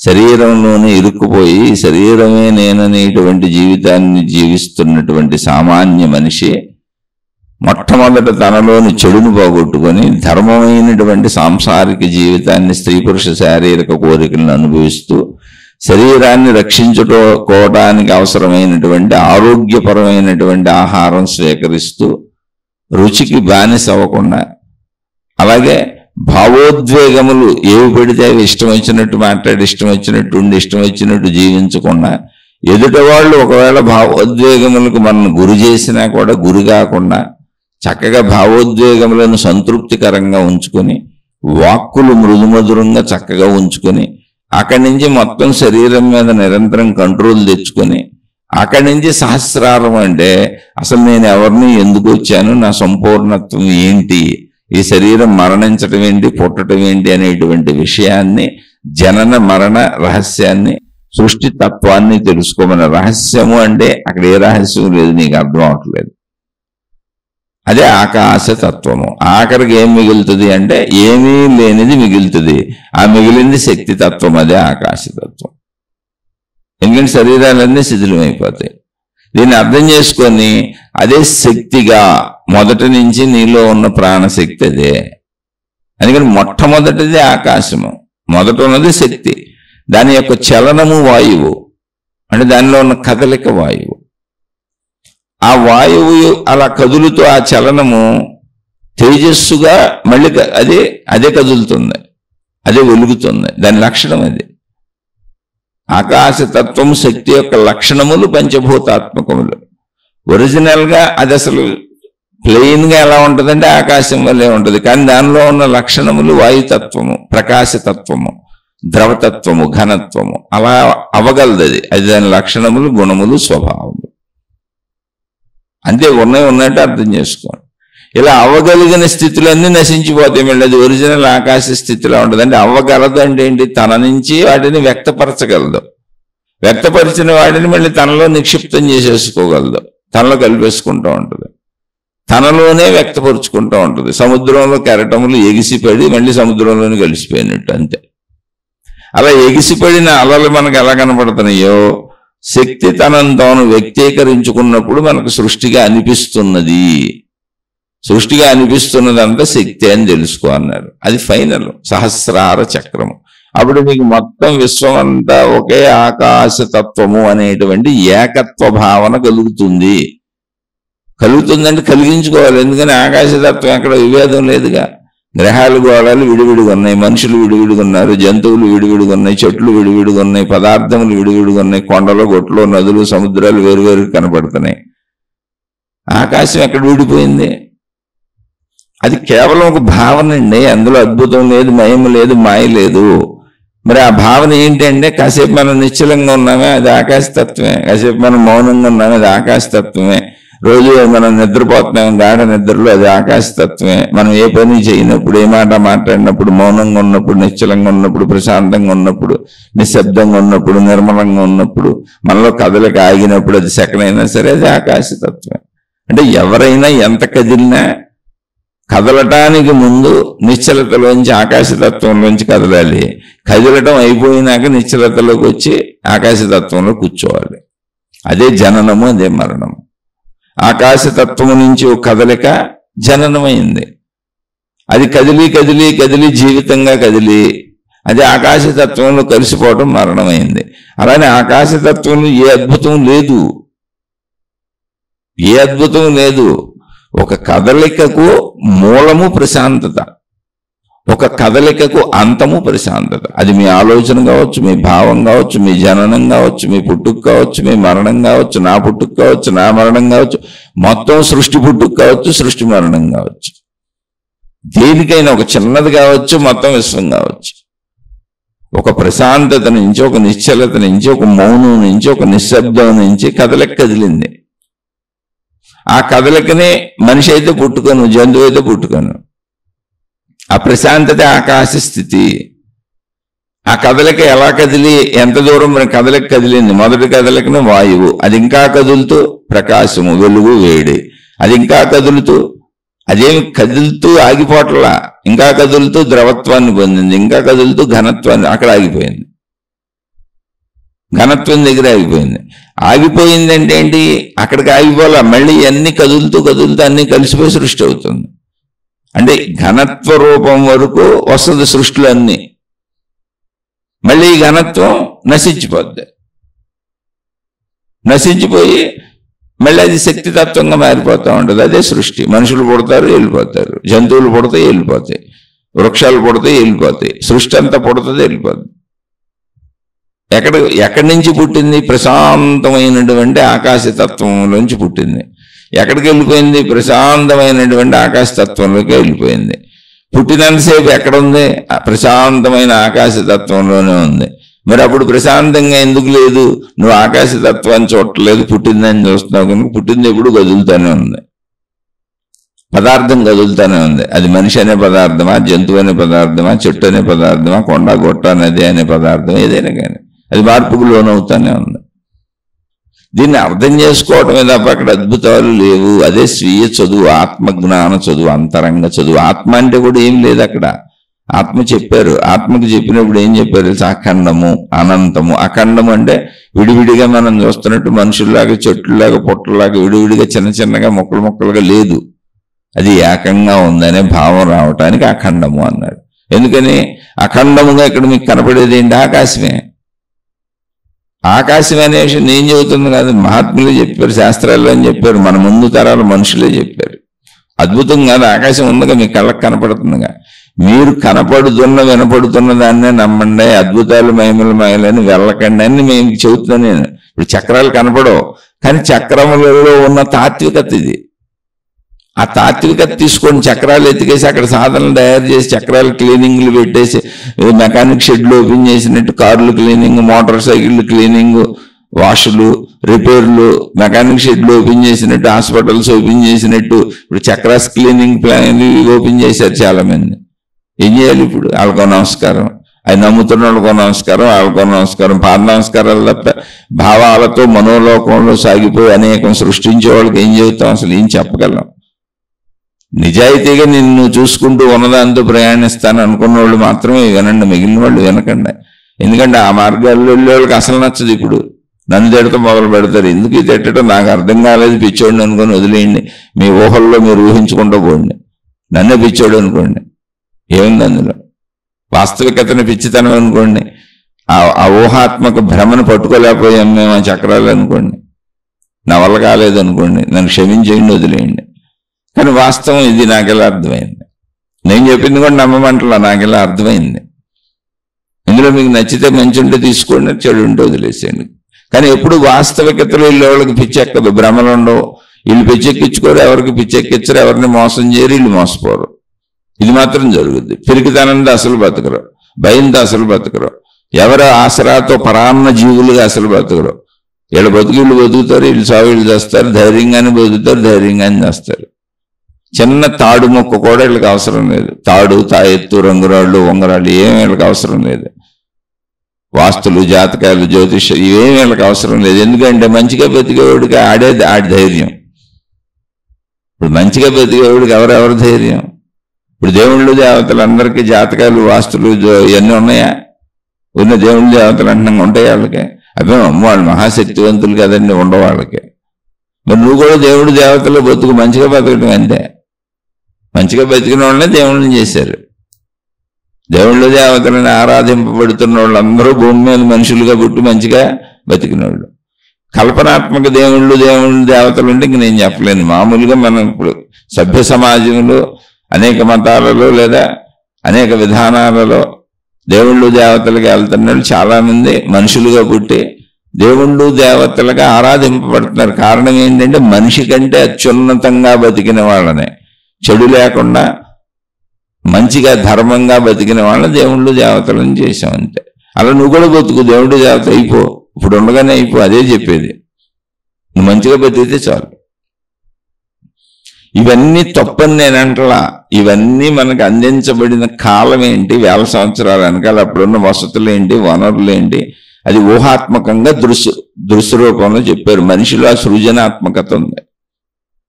మీరు ఇప్పుడు కూడా సినిమాలు చేస్తున్నారు, ఏంటి తను చెప్పాలనుకున్న దాన్ని దృశ్య రూపంలో చూపిస్తున్నాడు, ఒక కథ రాసి. అంత కల్పితమే కది, కానీ తను చెప్పాలనుకున్న విషయం అది. అలా ఒక మనిషికి చేయాలనుకున్న బోధనే అనేక రకాలుగా చేశారు. అందులో షట్చక్రాలు ఒకటి, దానికి రంగులు అద్దటం ఒకటి. అలా నిన్ను నువ్వు సన్మార్గంలో నడుపుకో. అలాగే మనిషి చుట్టూ ఒక కాంతి వలయం లాంటిది ఉంటుంది అనే దానిని అనేక మంది అనేక రకాలుగా చెప్పారు. అయితే దీన్ని నేను అసలు తప్పని నేను అంటలా. అయితే ఇది సహజంగా అర్థం చేసుకోగలిగితే ఆ కాంతి వలయం ఏంటంటే, దీన్ని మళ్ళీ మహాత్ములు మనకు అనేక మళ్ళీ చెప్పారు, పంచకోశములు అని చెప్పారు. ఇప్పుడు షట్చక్రాలు ఒక బ్యాచ్ అయిపోయింది, తర్వాత పంచకోశములు. పంచకోశములు ఏంటి? అన్నమయ కోశము. కోశము అంటే ఏం లేదండి, ఒక పొర, ఒక వర. బొమ్మల బొమ్మ ఉంటాయి, లక్క పెడత బొమ్మలు. మీరు అలాగే ఇప్పుడు ప్లాస్టిక్ డబ్బాలు, స్టీల్ డబ్బాలు కూడా అమ్ముతూ ఉంటారు. డబ్బాలో డబ్బా ఉంటుంది. మనకు చూస్తే పైనుంచి ఒక పెద్ద డబ్బా కనపడుతూ ఉంటుంది, దాన్ని ఓపెన్ చేస్తే అందులో మళ్ళీ డబ్బా ఉంటుంది, దాన్ని బయట తీస్తే మళ్ళీ దానిలో డబ్బా ఉంటుంది, కానీ ఒక డబ్బాలోనే కనపడుతుంది. అలా కోశము అంటే అంతే, ఒకదానిపైన ఒకటి ఆవరించుకుని ఉన్నటువంటి పొరలో. మీకు డబ్బాలంటే అర్థమవుతాయి అని చెప్పాను. ఇది మనకు అర్థం అవడానికి చెప్పారు తప్ప అక్కడ ఏం లేవు. అలా పొరలుగా తెరలుగా ఏం లేదు అక్కడ శరీరం ఉంటే. ఇదంతా డాక్టర్లకు కనపడేది ముందు, మనకు కనపడబోయిన వాళ్ళు కోస్తా ఉంటారుగా. కాదు, మనకు అర్థం అవటానికి మనలో ఎన్నోనే చెప్పారు. అన్నమయ కోశం అంటే శరీరం, అన్నంతో బతికేది ఇది సింపుల్. దాని పేరే అన్నమయ కోశం. దాన్ని అన్నమయ కోశం తర్వాత ప్రాణమయ కోశము. గాలి పీల్చుకు బతుకుతున్నాం, గాలిని పీల్చుకుంటాం వదలటం, మొత్తం శరీరం అంతా గాలి ప్రసరించకపోతే అసలు శరీర అవయవాలు కదలవు. శరీర కదలికలన్నింటికి మూలం గాలి. కాబట్టి దాన్ని ప్రాణమయ కోశము అన్నారు. తర్వాత మనోమయ కోశము. మన మనసులో ఏదో ఒక ఆలోచన పుట్టకుండా శరీరాన్ని అసలు కదపలేము. ఏ పని చేయాలో ఆలోచన పుట్టాలిగా, ఏం తినాలో ఆలోచన పుట్టాలిగా, ఎలా కదలాలో ఆలోచన పుట్టాలిగా, ఇది కాలని, ఇది చెయ్యని, ఇది ముక్కని అన్నీ అసలు తెలియాలిగా ముందు, ఇది రోడ్డు అని. అది అన్ని మనస్సు, మనోమయ కోశము అన్నారు. తర్వాత విజ్ఞానమయ కోశము. విజ్ఞానం అంటే ఇంటెలిజెన్స్. మనసు వేరు, ఇంటెలిజెన్స్ వేరు. మనసు అంటే ఏంటి? ఈ శరీరంతో మనం చిన్ననాటి నుంచి ఈనాటి వరకు గ్రహించిన విషయాలన్నీ మనసులో ఉంటాయి. ఇప్పుడు ఈ కాళ్ళు చేతులని పేర్లు పెట్టాం, ఈ తెలుగు భాష.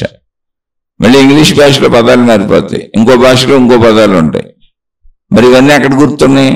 మనం నేర్చుకున్నవన్నీ మనసులో గుర్తున్నాయి. ఆ గుర్తున్నాయి, తెలిసినవే మనసు. మొత్తం ఏదైనా కానీ అది మనసు. అందుకని మనోమయ కోశము. విజ్ఞానమయ కోశం అంటే ఇంటెలిజెన్స్.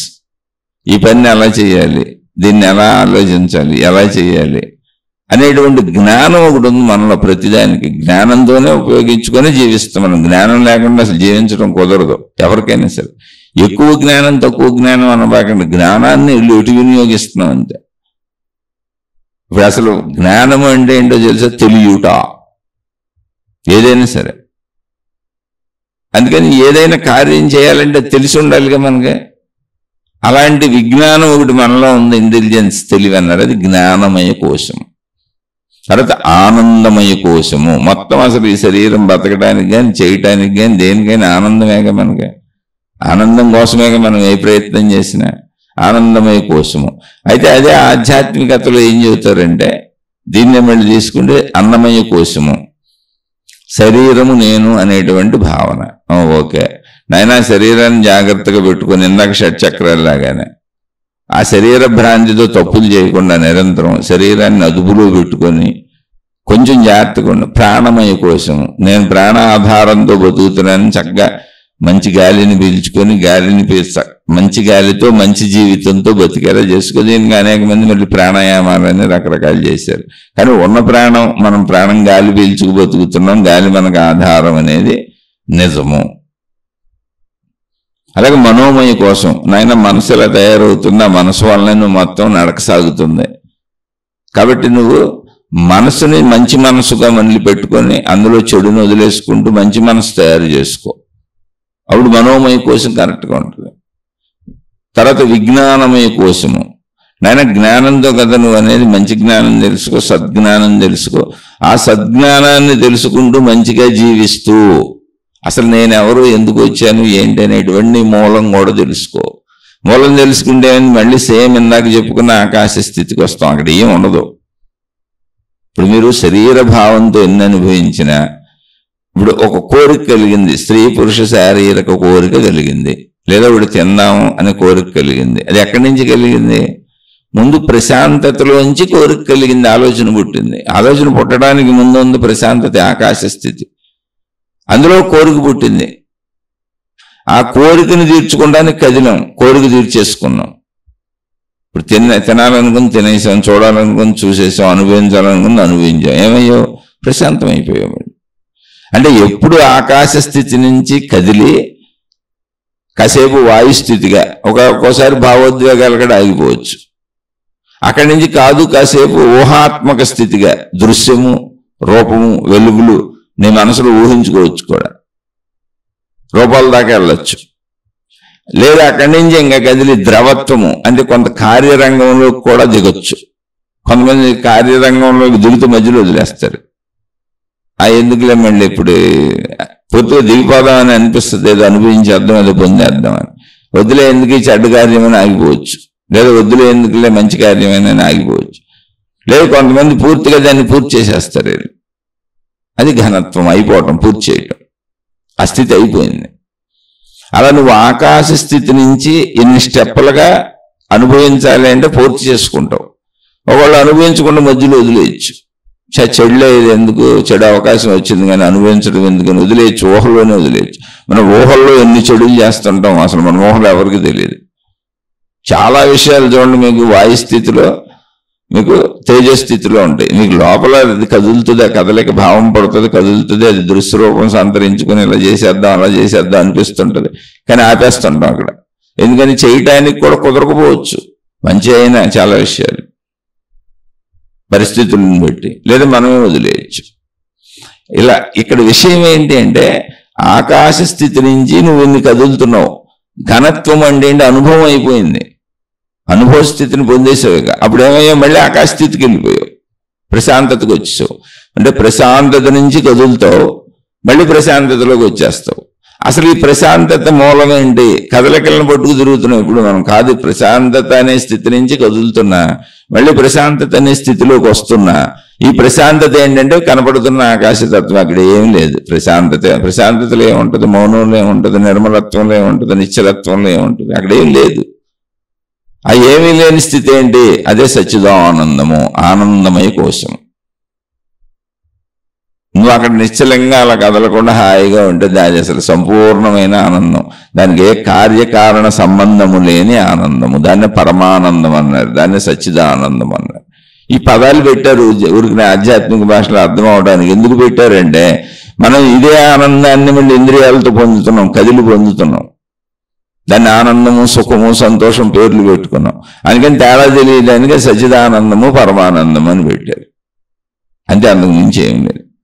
ఎక్కడైనా నువ్వు ప్రశాంతతలోంచి కదులుతావు. అది కోరికైనా ఏమైనా ఒక సామాన్యమైనటువంటి ప్రశాంత స్థితి నుంచి కోరిక కదులుద్ది, మళ్ళీ కోరిక తీరినాక ప్రశాంత స్థితిలోకి వచ్చి ఆగిపోద్ది.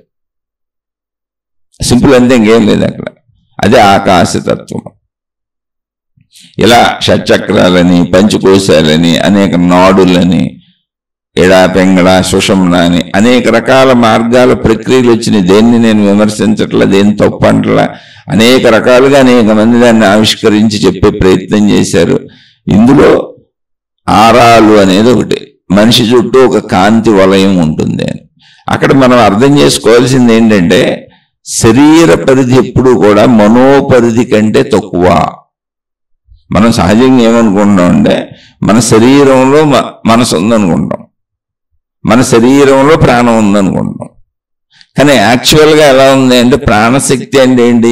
ఆకాశ శక్తి అని చెప్పారు మహాత్ములు. అదే ఆత్మశక్తి, ఆకాశతత్వం. అంటే ఇప్పుడు ఏముంది? ప్రాణశక్తి మొత్తంగా ఏకంగా వ్యాపకంగా ఒకటిగానే ఉంది. మరి ప్రాణశక్తి అని ఎందుకు అన్నారంటే నా లోపల ఉందని నేను అనుకుంటున్నాను కాబట్టి. అదే ఆకాశతత్వము.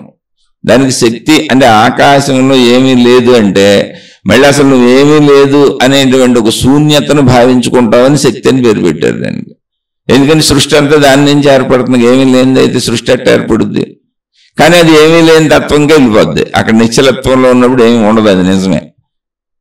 కానీ దాని నుంచి సృష్టి ఆవిర్భవించినప్పుడు అది శక్తి ప్రక్రియ, శక్తి యొక్క చలన ప్రక్రియ. శక్తి స్థిరంగా ఉన్నప్పుడు ఆకాశము, శక్తి చలన ప్రక్రియలో చైతన్యమైనప్పుడు సృష్టి. రెండు దానిలోనే జరుగుతున్నాయి, అక్కడే జరుగుతున్నాయి. సముద్రంలో కెరటాలు ఎగిసిపడినట్టు. ఇది అర్థం చేసుకోవడం తప్ప ఏమీ లేదు, అక్కడ అర్థం చేసుకోవాలి. అలా చూసినప్పుడు ఆకాశతత్వము అనబడే ఆత్మశక్తి అని అనబడే ప్రాణశక్తి అని మనం పిలుచుకునేటువంటి శక్తిలో సృష్టి ఉంది. అంటే ఇప్పుడు మన శరీరం ఎక్కడ ఉంది? శక్తిలో ఉంది. మనసు ఎక్కడ ఏర్పడుతుంది? శరీరంతో మనం చేసినటువంటి విషయాలన్నీ శక్తిలో ప్రింట్ అవుతున్నాయి. అయితే శరీర పరిమిత భావనలో ఉన్నాం కనుక మన ప్రాణశక్తి మనలో ఉంది, మన మనసు మనలో ఉంది అనుకుంటున్నాం. కానీ ఒరిజినల్గా ప్రాణశక్తి మొత్తం ఉన్నటువంటి ఆకాశ శక్తి. ఇప్పుడు మనం చేసిన విషయాలన్నీ కూడా ప్రింట్ అవుతుంది ఆ ప్రాణశక్తిలోనే, అదే ఆకాశ శక్తిలోనే. అంటే మనసు కూడా ఎక్కడ ఉంది? ఇప్పుడు ఆకాశ శక్తిలోనే ఉంది. కానీ ఎవరి మనసు వాళ్ళు తయారు చేసుకున్నాం. నా మనసు నాది, మీ మనసు మీది. కానీ ఇది ప్రింట్ అయ్యి ఉంది ఆకాశ శక్తిలోనే. ఆకాశ శక్తి అందరికీ ప్రాణశక్తి. అంటే ఒకే చెట్టుకున్న లక్షల కోట్ల ఆకుల వలె అదే ఆకాశంలో కోటాను కోట్ల మనసులు, కోటాను కోట్ల శరీరాలు. ఇప్పుడు మనసులో ప్రింట్ అయిన విషయాలు చిన్నతనం నుంచి ఈ రోజు వరకు ప్రింట్ అయినటువంటి మనకి ఒక 70-80 సంవత్సరాలు, 100 సంవత్సరాల వయసు వచ్చే వరకు, చనిపోయే వరకు మనం చేసినవన్నీ గుర్తుపెట్టుకు ప్రింట్ అవుతున్నాయి, మనసులో ఉన్నాయి. అంటే మనసు యొక్క స్థితి ఇప్పుడు ఎంత అయి ఉండాలి? అన్ని విషయాలను గుర్తుపెట్టుకుందంటే శరీరంలో శారీరక స్థితితో పోల్చినప్పుడు మానసిక స్థితి అత్యద్భుతంగా ఉంది. అంటే మనసు చాలా పెద్దదై ఉండాలి. బస్సులు, రైళ్లు, విమానాలు, ప్రదేశాలు ఎన్నెన్నో గుర్తున్నాయి అందులో. అంటే దాని విశాలత ఎంత అంటే ఆకాశం అంతా. అందులో మనం ఏర్పరుచుకున్న మనసు ఎంత అంటే అందులో ఆకాశంలో ధూళి కన్నంత ఎవరి మనసు వాళ్ళది. ఏముంది? శక్తిలో ప్రింట్ అవటమే కదా, అక్కడ ఉన్న జ్ఞాపకంగా ఉంది అంతే. అంటే ఇప్పుడు ఆకాశ శక్తి అంటే మన ప్రాణశక్తిలో మనసు ఉంది, ఆకాశ శక్తిలో మనసు ఉంది, మనోశక్తిలో శరీరం ఉంది. ఇక్కడ తెలుసుకోవాల్సింది. ఇప్పుడు మనోశక్తిలో శరీరం ఉంది అన్నప్పుడు మనసు భావాలు పుట్ట, ఆలోచనలు పుట్ట, అక్కడ ఏం కనపడతలేదు, శక్తి స్వరూపమే. కానీ ఉన్నాయని తెలుస్తుంది, ఎందుకంటే అది నా మనసు కనుక. ఇతరుల మనసు మళ్ళీ నాకు తెలియదు. మనసులో శరీరం ఉంది. ఆ మనసులో ఉన్నటువంటి భావోద్వేగములు, ఆలోచనలు ఏమున్నాయో ఆ మానసిక శక్తి ఏది ఉందో అది కాంతి వలయముగా, అంటే మనసులో శరీరం ఉంది కాబట్టి శరీరము చుట్టూ ఆవరించి ఉన్నటువంటి మనసు ఆరా కింద కనపడుతుందేమో ఎప్పుడైనా అనేది నా అనుమానం. అంతే. ఎందుకని ఈ అనుమానం కలిగిందంటే నేను ఒక మహాత్ముడి దగ్గర నిజంగా చూశాను కాబట్టి. లేకపోతే నాకు అది కూడా క్లారిటీగా నేను చెప్పగలిగేవాడిని కాదు. అది దానిని ఇప్పుడు పూర్వీకుల నుంచి వెనక నుంచి వస్తుంది. దేవుళ్ళకి, దేవతలకి వెనకాల వెలుగులు వేయటం అంటే మానసిక శరీరం ఎలా ఉంటుంది ముందు తెలుసుకోవాలి. స్థూల శరీరము అంటే ఏంటంటే మాంసము, ద్రవ పదార్థం, రక్తం జరుగుతూ ఉంటుంది, మాంసము, ఎముకలు ఇవన్నీ ఉంటాయి. ఇప్పుడు చనిపోయారన్నప్పుడు ఏం జరుగుతుంది? స్థూల శరీరం, మాంసము, ద్రవము పడిపోయింది. బతుకున్నప్పుడు కూడా మాంసము, ద్రవము, భావములు వేరుగున్నాయి చూడండి, ఆలోచనలు వేరుగున్నాయి, మనసు వేరుగుంది. మనసులో వచ్చిన ఆలోచనలన్నీ శరీరం మనం చేయొచ్చు, చేయకపోవచ్చు. కానీ మనసు వేరుగా ఉంది. మన శరీరం కదపోయినా మనసు కదులుతుందని మనకు తెలుసు. మనసు అంటే ఏంటంటే వాయువు, అగ్ని యొక్క కలయిక. అగ్ని అంటే ఏంటి? తేజస్సు, వెలుగు. అందుకే మనో దర్శనం కూడా ఉంటుంది, మనకు రూపాలు దర్శనం అవుతూ ఉంటాయి. మీరు నిద్రపోయినప్పుడు కళల్లో సాగుతుందంతా మనసే. మరి గాఢ నిద్రలో మీరు నిద్రపోతున్నప్పుడు, పడుకున్నప్పుడు, గాఢ నిద్ర కాదు, పడుకున్నప్పుడు స్వప్నలోకంలో ఉన్నప్పుడు అదంతా మనసే దృశ్య రూపం సంతరించుకుంది. ఆ స్వప్నంలో నేను కూడా ఉంటాను, ఎవరి స్వప్నంలో వాళ్ళు కూడా ఉంటారు, మిగిలిన ప్రపంచం అంతా ఉంటుంది. యాజ్ ఇట్ ఈజ్గా భౌతికంలో ఏం చూసామో అలాగే వెళ్తుంది. కానీ నువ్వు నిద్రపోయావుగా మరి. అంటే నువ్వు శరీరంతో, నేను అనుకుంటున్న శరీరంతో నువ్వు కదలకపోయినా మనసు కదులుతానే ఉంది. నువ్వు మనసు కూడా, మనసు విహారం సాగుతానే ఉంది. దాంట్లో దృశ్యాలన్నీ ఉన్నాయి, ప్రదేశాలన్నీ ఉన్నాయి. అయితే అక్కడ ఘనత్వము లేదు. అంటే ద్రవ పదార్థము, ఘన పదార్థం, మాంస పదార్థం లేదు. అక్కడ ఉంది వాయువు, తేజస్సు. ఈ వాయువు తేజస్సుల మనస్సులో శరీరం ఉంది కనుక, ఈ వాయువు తేజస్సులు ఆకాశములో ఉన్నాయి కనుక, అనంతాత్మశక్తి అని పిలువబడుతున్న ప్రాణశక్తి అని మనం భావించుకుంటున్నటువంటి ఆకాశములో వాయువు తేజస్సులు ఉన్నాయి కనుక, ఆత్మశక్తిలో మనసు ఉంది, మనసులో శరీరం ఉంది. ఇప్పుడు ఆ మనసులో ఉన్న శరీరంలో తేజస్సు అనేటువంటి వెలుగు ఉంది. ఆ వెలుగు అప్పుడప్పుడు ఏమన్నా ప్రస్ఫుటం అవుతుందేమో కొంతమంది మహాత్ముల్లో, నాకు తెలియదు. అయితే నేను దాన్ని కాదని చెప్పలేను. ఎందుకంటే మనోస్వరూపము వాయు తేజస్సులు, శరీర స్వరూపము నీరు, ఘనత్వము భూమి. అదే మనకు ఆహార రూపంలో అందుతున్నటువంటిది మాంసంగా మారుతుంది. అంటే శరీరం పడిపోయిందంటే ఏమేమి పడిపోయినాయి? జస్ట్ రెండే పడిపోయినాయి. శరీరం పడిపోయిందంటే, శరీరం చచ్చిపోయిందంటే రెండే పడిపోయింది, ద్రవ పదార్థము, ఘన పదార్థము ఇక్కడ ఉండిపోయినాయి. మనస్సు ఉంది. అందుకని ఆ బేసిస్ మీదే అనేక మంది మహాత్ములు మనసు ఉంది, మళ్ళీ పూర్వజన్మలు వస్తాయి, మళ్ళీ జన్మలు తీసుకుంటున్నారు. పూర్వజన్మలు ఉన్నాయి, మరో జన్మలు ఉన్నాయి. ఎందుకంటే మనసు మరణించలేదు. మనసులోనే మన సబ్జెక్ట్ అంత ఉంది, నేనన్న భావన అంత ఉంది. ఎందుకంటే మనం బతుకున్నప్పుడు కూడా అదే, స్వప్నలోకం దానికి సాక్షి మనసుకే. కాబట్టి ఆ మనోలోకము మనలో ఆరాలాగా కనపడుతూ ఉండవచ్చు అప్పుడప్పుడు. అది గాఢత ఎక్కువైనప్పుడు ఏ పరిస్థితులు అనేది నేను చెప్పలేను. కానీ రెగ్యులర్గా అయితే అది కనపడతలే, అది భావించుకోబాకండి, ఊహించుకోబాకండి. చాలా మంది ఇప్పుడు దయ్యాలని, భూతాలని భయాలు కల్పించుకునేవాళ్ళు ఈ మనోలోకంలో చర్యలే. గాఢత ఎక్కువైపోయినప్పుడు నీ కంటి ముందు నువ్వు ఏదనుకుంటే అది నీ మనసు దాన్ని దర్శింపచేస్తుంది. ఏంటి అలా చేస్తుందా అనబాకండి. మనసు యొక్క స్థితి తెలుసుకోండి. నా వాళ్ళు అన్నప్పుడు నా భార్య, నా భర్త, నా పిల్లలు, నా వాళ్ళు అన్నప్పుడు వాళ్ళ కోసం ప్రాణం ఇవ్వటానికైనా సిద్ధమవుతున్నారు, వాళ్ళ కోసం ఇంకొకళ్ళ ప్రాణాలు తీయటానికైనా సిద్ధమవుతున్నారు. నేను అనే అహంకారం వచ్చినప్పుడు మళ్ళీ అదే వ్యక్తి తన కోసం తన వాళ్ళనే ప్రాణం తీయటానికైనా సిద్ధమవుతున్నాడు, తన వాళ్లతో పడలేక తన ప్రాణం తీసుకోవడానికైనా సిద్ధమవుతున్నాడు. ఇది మనసు చేస్తుంది, అన్ని మనోభావాలే, ఇంకా అంతకంటే ఉంది. అలా ప్రాణాలు తీసుకుంటానికే, ప్రాణాలు తీయటానికే నిన్ను ప్రోత్సహించే మనసు రూపదర్శనం ఏమలేదా? కళలు రాట్లా? కళలు వచ్చినట్టు ఇళ్ళలో నీకు దెయ్యాలు భూతాలు ఉన్నాయని అనిపించడం పెద్ద విశేషమే ఉంది ఓ గాఢంగా భావించుకుంటే. సేమ్ అదే యాంగిల్లో పక్కకు వస్తే దేవుళ్ళు దేవతలు ఉన్నారని భావించుకుంటున్నాం. అది గాఢ మనస్సు, అంతే, ఏం లేదు. గాఢత ఎంత ఎక్కువైపోతే అంత. అదే మనస్సుతో ఊహాత్మకంగా తయారు చేసిన సినిమాలు, టీవీ సీరియల్స్, రకరకాలు. ఇది మనోలోకం అన్నందుకు మనస్సు ఎప్పుడూ ఉంది. కాబట్టి ఆ మనసు ఆరా కింద పనిచేస్తూ ఉంటుంది. ఆ మనసులో ఏమున్నాయి? మన గుణాలు, మన బుద్ధులు, మన స్వభావం మొత్తం అన్నంతా అందులో ఉంది. కాబట్టి మన మానసిక స్థితులు మన చుట్టూ కాంతి వలయంగా శరీరాన్ని దాటి బయటకున్నాయి. అయితే దీన్ని కొంతవరకు నేను నమ్ముతాను, కానీ దీన్ని ప్రచారం చేయండి. దీంతో మనకు పని లేదు, నమ్మినా చేయగలిగింది ఏమి లేదు. ఎందుకని అంటే మీరు గమనించి చూడండి, మనకు తెలిసినా తెలియకపోయినా కొంతమంది మనుషులు వచ్చినప్పుడు చికాగ్గా ఉంటుంది. మనకు సొంత కుటుంబ సభ్యుల్లో కూడా కొంతమందితో చికాగ్గా ఉంటుంది. ఏముండదు, కారణాలు వచ్చి కూర్చుంటే చికాగ్గా ఉంటుంది మన దగ్గరికి వచ్చినప్పుడు. కొంతమంది దగ్గర ఆనందంగా ఉంటుంది, హాయిగా ఉంటుంది, ఏం చర్యలు ఉండవు అక్కడ. వాళ్ళు తెలిసిన వాళ్ళు అయి ఉండొచ్చు, తెలియని వాళ్ళు అయి ఉండొచ్చు. మీరు బస్సుల్లో వెళ్ళేటప్పుడు, రైళ్లలో వెళ్ళేటప్పుడు మిమ్మల్ని ఎవరో తాకకపోయినా కూడా మీ పక్క నుంచి వెళ్తే తాకినట్టు అనిపిస్తూ ఉంటుంది అప్పుడప్పుడు. ఒకసారి వెనక నుంచి మన ఎవరో పిలుస్తున్నట్టు, తాకినట్టు అనిపిస్తుంది. ఆరాకి తగిలినప్పుడు ఆ మనిషి ఆరా ఎంత ఉంటుందని చెప్పలేము. ఆరా 1 సెంటీమీటర్ నుంచి మీటర్ల వరకు ఉండొచ్చు అని చెప్పారు.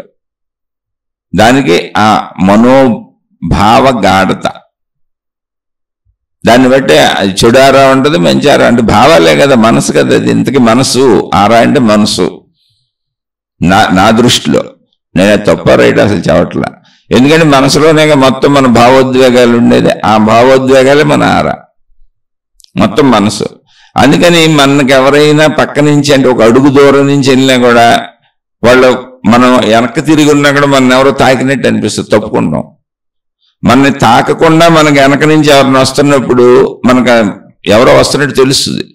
బాగా దగ్గరకు వచ్చి జస్ట్ మనం తాకకుండా వెనక నుంచోనండి తెలుస్తుంది. మీరు వెళ్ళి నుంచోని ట్రై చేయండి ఎవరికన్నా వెనకాల తెలుస్తుంది. అంటే వాళ్ళు ఒక స్పృహలో ఒక సెన్సిటివ్లో ఉండాలి. గాఢంగా ఇంకో పనిలో నిమగ్నం ఏంటో తెలియదు, ఎందుకంటే ఆల్రెడీ శక్తి అంతా ఇంకో పనిలో పెట్టున్నారు కాబట్టి. కానీ తెలుస్తుంది. ప్రతి వ్యక్తి ఎప్పుడోకప్పుడు ఇదంతా సెన్స్ చేసి ఉంటాడు, అంటే అనుభవించి ఉంటాడు. ఎవరో ముట్టుకోపోయినా మన పక్క నుంచి వెళ్తే ఎవరు వెళ్ళినట్టు మనకు తెలియటం, ఏదో అనిపించటం. మళ్ళీ ఇవన్నీ దయ్యాలు పోతాలు ఊహించుకోకుండా అవి కాదు నేను చెప్పేది. మనిషికి ఆరా ఉంటుంది. ఆ ఆరా సెంటీమీటర్ నుంచి మీటర్ల వరకు ఉండొచ్చు. సహజ ఏ మనిషికైనా ఆరా సహజంగా మినిమంగా కనీసం ఒక అడుగు ఉంటుంది. అందుకని ఒక అడుగు దూరంలో మీకు ఎవరైనా వెళ్తున్నా తగులుతున్నా మార్కెట్లో కానీ వాటిల్లో కానీ వీటిల్లో కానీ కొంతమంది వెళ్ళినప్పుడు అసలు అకారణంగా చిరాకు చికాకుగా విసుగ్గా అనిపిస్తుంది, ఎందుకంటే వాళ్ళ భావోద్వేగాలు మనకు తాకినాయి. కొంతమంది వెళ్ళినప్పుడు హాయిగా ఆనందంగా అనిపిస్తుంది, బస్సులో ట్రైన్లో మార్కెట్లో లేకపోతే ఇంట్లో వాళ్ళు బయట వాళ్ళు ఎక్కడైనా మీరు చూసుకోండి. అయితే తెలిసిన మనుషులతో నెచ్చి ఉండే మనుషులతో మరి పోల్చుకోబాకండి, ఎందుకంటే ఆల్రెడీ మనకు నెగిటివ్ ఒపీనియన్స్ ఉన్నవాళ్ళు అనుకో, వాళ్ళు కనపడగానే చెక్కగా ఉండాలి, గుర్తొస్తే కూడా చెక్కగా ఉంటుంది. అది కాదు ఆరా, మానసిక భావోద్వేగాలు. అయితే దీన్ని పట్టుకొని మీరు ఏమీ చేయలేరు, ఊరిని అడిగారని చెప్పాను తప్ప ఇది పనికిరాని చెత్త విషయం, మామూలు విషయం కాదు. చెత్తల్లోకల్లా చెత్త. ఎందుకనంటే దీనివల్ల అసలు ఉపయోగం లేదు మనకి. ఎందుకని మన భ్రాంతితో మన భావనతో మనలో ఉన్న చెడుతో కూడా మంచివాడిని కూడా చెడు అనుకోవచ్చు మనం. ఇప్పుడు నాకు ఆరా సోకేసింది అటు చెడ్డోడని మనం పిచ్చి పిచ్చి ఊహలు ఊహించుకోకూడదు, అలా వెళ్ళకూడదు, వాస్తవంగా జీవించాలి ఇక్కడ. అందుకని దానివల్ల ఉపయోగం లేదు. కానీ అది మనసు భావోద్వేగముల సముదాయం. అర్థం చేసుకోవచ్చు ఇది ఎందుకు చెప్పారని, ఇది ఎందుకు చెప్పారు, ఇలా ఎందుకు ఉంటుందని చెప్పారని చెప్పచ్చు, అర్థం చేసుకోవచ్చు. ఇప్పుడు ఆరాలతో ట్రీట్మెంట్ కూడా చేస్తున్నారు చాలా మంది, వైద్యాలు కూడా చేస్తున్నారు. అయితే దానివల్ల ఏం ఉపయోగం లేదు. నువ్వు మంచిగా బతికితే అన్ని సెట్ అయిపోతాయి. మంచిగా బతికితే షట్చక్రాలు సహస్రారం వరకు వెళ్ళిపోతావు. అదే అందుకే చెప్పారు, పంచకోశాలలో ఆనందమయ కోశం వరకు నువ్వు హాయిగా వెళ్ళిపోతావు మంచిగా బతికితే. మంచి అన్నిటికీ. అలాగే ఆరాలలో నీకు ఎన్ని రకాల వైద్యాలు చేయి, ఎన్ని రకాల ఆధ్యాత్మికతలు చెప్పు, ఏం చేయని నువ్వు మంచిగా బతికితే మంచి మనసు అయిపోద్ది. మంచి మనసు ఉన్న వాళ్ళు ఎక్కడన్నా పక్క వాళ్ళందరికీ ఆరా ఆనందాన్ని ఇస్తుంది, సంతోషాన్ని ఇస్తుంది, శాంతిని ఇస్తుంది, వాళ్ళకి కూడా సంతోషాన్ని ఇస్తుంది, ఖచ్చితంగా ఇస్తుంది. ఎందుకంటే నువ్వు పంచభూత సమ్మేళనం, మనసు వాయువు తేజస్సుల కలయిక మనస్సు. దానికి మళ్ళీ సాక్ష్యం స్వప్నము అని చెప్పాను. సాక్ష్యాలు అడగబాకండి, ఆల్రెడీ అది అంతా సృష్టి పెట్టింది, మనం వెతుక్కోకుండా మనలోనే ఉన్నాయి అన్నీ. ఆకాశతత్వానికి సాక్ష్యం ఏంటి అంటే గాఢ నిద్ర. మనలో గాఢ నిద్రలో మనం ఆకాశతత్వంలో కలిసిపోతున్నాం. ఇవి తెలుసుకుంటే చాలు, ఇందులో పెద్ద విశేషాలు ఏవి లేవు. ఇలా ఎన్నో తయారు చేశారు గుణములు, త్రిగుణములు, తమో గుణం, రజోగుణం, సత్వగుణం అన్నారు. త్రిగుణములు అంటే ఏంటి? అసలు త్రిగుణముల కలయిక లేకుండా అసలు ఏ పదార్థం ఉండదు. ఏమో ఒక రూపం వచ్చిందంటే 3 గుణాలు ఉండాలి అని, అంటే ఇవన్నీ కనిపెట్టి చెప్పినవే పదాలు చెప్పారంతే. ఇందులో తమో గుణము అంటే ఏంటి? అత్యంత తక్కువ గుణం. తక్కువ గుణము అంటే ఏంటి? నిద్రపోవాలి, ఏమీ లేదు. తమో గుణంలో తమస్సులో ఉన్నోళ్ళు ఎక్కువ నిద్రపోతారు, ఎక్కువ బద్ధకంగా ఉంటారు. ఒకవేళ లక్షణాలు చెప్పాలి మనుషులు అంటే వీళ్ళు లక్షణాలు చెప్పచ్చు. ఎక్కువ బద్ధకంగా ఉంటారు, ఎప్పుడు నీరసంగా ఉంటారు, ఏ పని చేయబుద్ది ఏదో ఉత్సాహంగా ఉండరు, అన్నింటికీ వెనకలాగేస్తూ ఉంటారు. ఇంకా బాగా చెప్పాలంటే ఒకవేళ చేస్తే తీవ్రమైన నీచపు కార్యాలు చేస్తారు. రాక్షసులు, దుర్మార్గులు, చెడ్డోళ్ళు అంతా తమో గుణం ఆధిక్యత ఉన్నోళ్ళు, నీచ కార్యాలు చేసేవాళ్ళు. అది అలానే నిద్రకు ఉపయోగపడే తమో గుణం. తమో గుణం లేదా నువ్వు నిద్రపోవాలి. అందుకని గుణం అన్నిటిలోనూ ఉంటుంది, అందరిలోనూ ఉంటుంది. తర్వాత రజోగుణము. రజోగుణం అంటే అహంకారము, గుర్తింపు, నా పేరు, నా కీర్తి ప్రతిష్టలు, వీటి కోసం పనులు చేస్తుంటారు.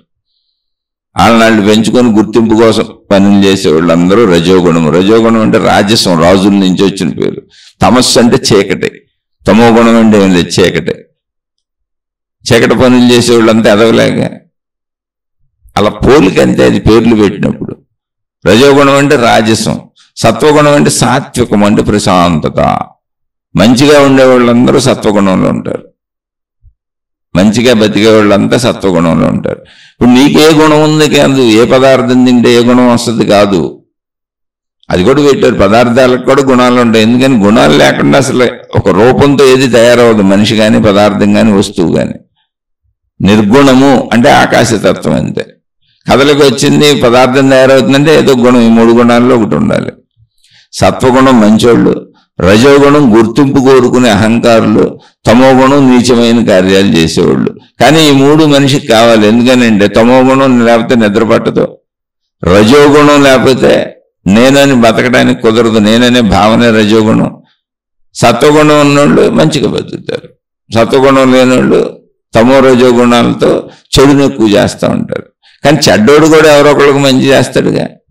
ఇప్పుడు ఎక్కడో మోసం చేసి ఎత్తుకుపోయేవాడు తన భార్య పిల్లల్ని బాగా ప్రేమించుకుంటాడు అంటే అక్కడ మళ్ళీ సత్వగుణం ఉంది. కాబట్టి 3 గుణాలు కలిసే ఉంటాయి. దేని పాళ్ళు అధికంగా పెంచుకుంటున్నావు నువ్వు అనేది నీ చేతిలో ఉంది. మంచి పాళ్ళు పెంచుకుంటే సత్వగుణంలోకి వెళ్ళిపోతావు. నువ్వు ఆహార పదార్థాలు మార్చుకుంటే ఏం జరగదు, గుణమార్పుని ఇష్టం వచ్చినట్టు చేసుకోవచ్చు. కాదు ఆహారం కూడా మార్చుకుంటానంటావు, నీ ఇష్టం అది, దాన్ని కాదంటలేను. ఎందుకంటే వాటికి గుణాలు చెప్పారు. కానీ ఆహార పదార్థాలన్నీ శరీరానికి అవసరం. అనేక రకాల ఆహార పదార్థాలు నీ శరీరంలో అనేక సమస్యలు రాకుండా కాపాడుతాయి నిన్ను. తమో గుణం అని రజోగుణం అని ఆహార పదార్థాలు కొన్ని వదిలేసేవానికి అనారోగ్యాలు పాలవుతావు. అందుకని గుణమార్పు చూసుకో, గుణమార్పులో చక్క తీసుకో. ఇక్కడే తమో గుణం రజోగుణం సత్వగుణం అన్నాక మళ్ళీ ఆధ్యాత్మికతకి ఇంకో గుణం చెప్పారు, శుద్ధ సత్వము అని. శుద్ధ సత్వం అంటే దైవత్వము. శుద్ధ సత్వంలోకి వెళ్తే నువ్వు ఆత్మతత్వంలోకి వెళ్ళిపోయావు. ఇంకా ఆకాశ స్థితి మళ్ళీ శుద్ధ సత్వం అంటే ఏంటి, ఇంకా ఏమి లేదు, శరీర భావన కూడా లేదు, శరీరం కూడా లేదు, అదే ఆకాశ స్థితి. ఆకాశ స్థితికి కింద రూపాదులతో ఘన పదార్థంతో ఉన్నాయి అన్నీ కూడా మనుషులు కానీ జంతువులు కానీ చెట్లు కానీ పుట్టలు కానీ గొట్టలు కానీ పదార్థాలు ఏవైనా కూడా తమ 3 గుణాలతో కలిసి ఉంటాయి. అది ఊరికి అలా వివరించారు మనకేం చెబుతున్నా. ఆ వివరణలు తెలుసుకోండి. ఇలా అనేక రకాల వివరణలు ఆధ్యాత్మికతలో ఉంటాయి. ఎందుకని అవన్నీ మనిషి శరీరంలో ఉన్నాయి. ఇప్పుడు అరిషడ్ వర్గాలు అని చెప్పారు. అరిషడ్ వర్గాలు అంటే అండి, అరి అంటే శత్రువు, షట్ అంటే 6, వర్గములు అంటే రకములు. 6 రకాల శత్రువులు మనలో ఉన్నారని చెప్పారు మనిషిలో. ఆ 6 రకాల శత్రువులతో జాగ్రత్తగా ఉండండి అన్నారు. ఏంటి అది? కామ, క్రోధ, లోభ, మోహ, మద, మత్సరములు అన్నారు. కామము అంటే కోరికలు, శారీరక కోరికలు కావచ్చు, మొత్తం అన్ని కోరికలు. అంటే కోరికలు అంటే అన్యాయంగా వచ్చే కోరికలు. ఎప్పుడు గుర్తుపెట్టుకోండి, ధర్మపరమైనది కోరిక కాదు, అవసరం. ధర్మపరమైన అన్ని శారీరక అవసరాలు. నువ్వు ధర్మంగా మంచిగా జీవించేదంతా శారీరక అవసరాలు. తీర్చుకోవచ్చు, పంచేంద్రియ సుఖాలు ధర్మంగా తీర్చుకోమని చెబుతున్నారు, అవసరాలు అవి. కోరికలు అంటే ఏంటంటే అవసరాలు దాటినటువంటి చెడులోకి వెళ్ళిన స్థితి. అది ఎప్పుడు గుర్తుపెట్టుకోండి, చెడులోకి వెళ్తేనే కోరిక అది. కామము అంటే కోరిక, సంస్కృత పదం. క్రోధము అంటే కోపం. లోభము అంటే ఎంత సంపాదించినా ఏం చేసినా దాచేసుకుంటాను, పిసినారి తినం, నా ఇంట్లో వాళ్ళకి కూడా పెట్టను, లోభము. మోహము, నాది నా వాళ్ళు, బాబోయ్ దీన్ని పట్టుకోదన్నాం, దానివల్లనే తప్పులు జరుగుతాయి, మోహము. కామ, క్రోధ, లోభ, మోహ, మదము అంటే అహంకారము. మత్సరము అంటే ఒక ఈర్ష్య, అసూయ, ద్వేషం, ఇవన్నీ మదమత్సరములు, చెడు గుణాలన్నీ. ఇలా అరిషడ్ వర్గములు 6 శత్రువులు నీలో ఉన్నారు, జాగ్రత్తగా. వాళ్ళు ఎప్పుడు వచ్చి దాడి చేసి నేను చెడు చేపిస్తారో తెలియదని చెప్పారు. అలా మంచి గుణాలు చెప్పారు, దయా, జాలి, ప్రేమ, కరుణ, ఇవన్నీ అవి కూడా చెప్పారు. కాబట్టి మీరు మంచిని నేర్చుకుంటారా చెడుని నేర్చుకుంటారా అనే విషయాలు తప్ప ఈ రకరకాల ఇప్పుడు యోగ ప్రక్రియలోకి వెళ్తే మళ్ళీ బోల్డ్ ఉన్నాయి, శరీరంతో రకరకాలు చేసే ప్రాసెస్లు ఉన్నాయి. కర్మయోగం అన్నారు, భక్తి యోగం అన్నారు, జ్ఞానయోగం అన్నారు, మళ్ళీ రాజయోగం అన్నారు, మళ్ళీ ధ్యానాల్లో 100,000 లక్షల రకాల మార్గాలు చెప్పారు. ఇవన్నీ తప్పు కాదు, అన్నింటికీ కలిపితే సారాంశం ఒకటే. అది నేను చెప్పటం కాదు, వేదవ్యాస మహర్షి ఆయన ఎన్నో గ్రంథాలు రచించారు. అంటే వేదాలన్నింటినీ ప్రజలకు అందుబాటులోకి తెచ్చారు. వేదాలంటే ఇంకా అనంతము అన్నారు అంతే. తర్వాత అనేక పురాణాలు రాశారు. అంటే మనుషుల జీవన విధానానికి అర్థమయ్యేలా, ఆధ్యాత్మికత వైపు సాగేలా ఒక సత్యాలను అందించడానికి. తర్వాత ఆయన మహాభారతం రచించింది ఆయనే. ఆయన జీవితకాలంలో ఆయన అందించిన సాహిత్యమే ఇప్పుడు ప్రపంచంలో నడుస్తుంది. ఎక్కడైనా ఎవరు ఏ మతంలో ఏ సాహిత్యం రాసుకున్న మూల సాహిత్యం అదే. మతాలు ఏర్పడక ముందు నుంచి మనుషులకున్న మూల సాహిత్యం అది.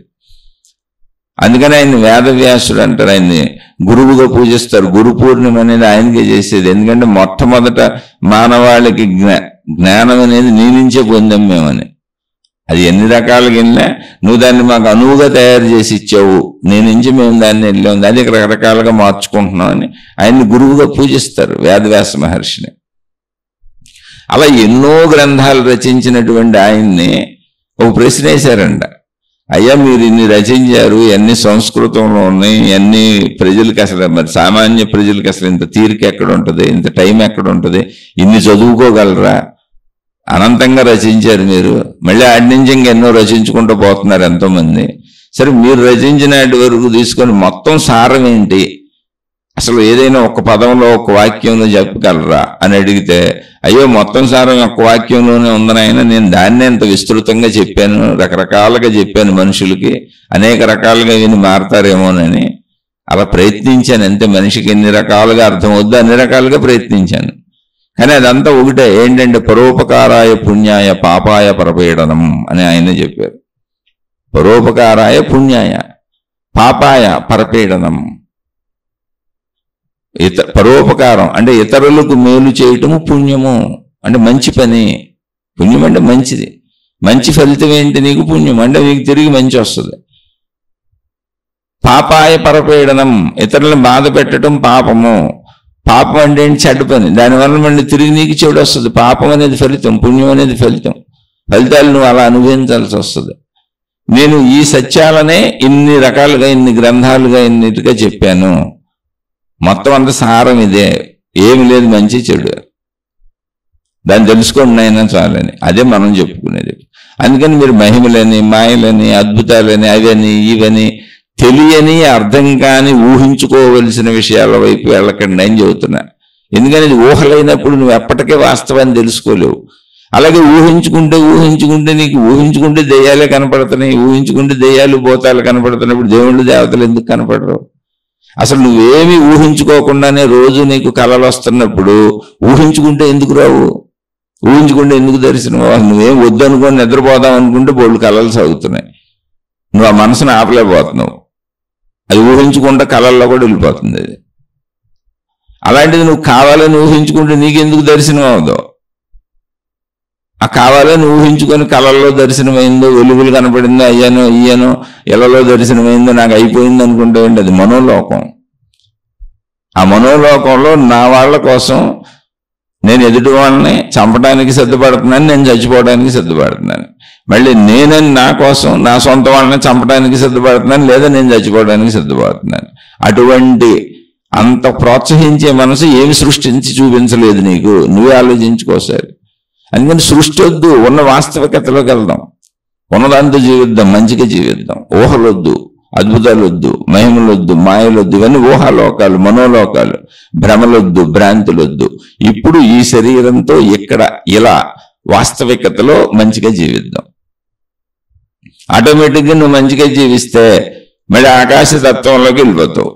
ఎందుకని తృప్తి వచ్చిన ప్రతిసారి నువ్వు ప్రశాంతతలోకి వెళ్ళిపోతావు. మంచిగా జీవించేవాడు ఎప్పుడు తృప్తిగా ఉంటాడు, సంతోషంగా ఉంటాడు.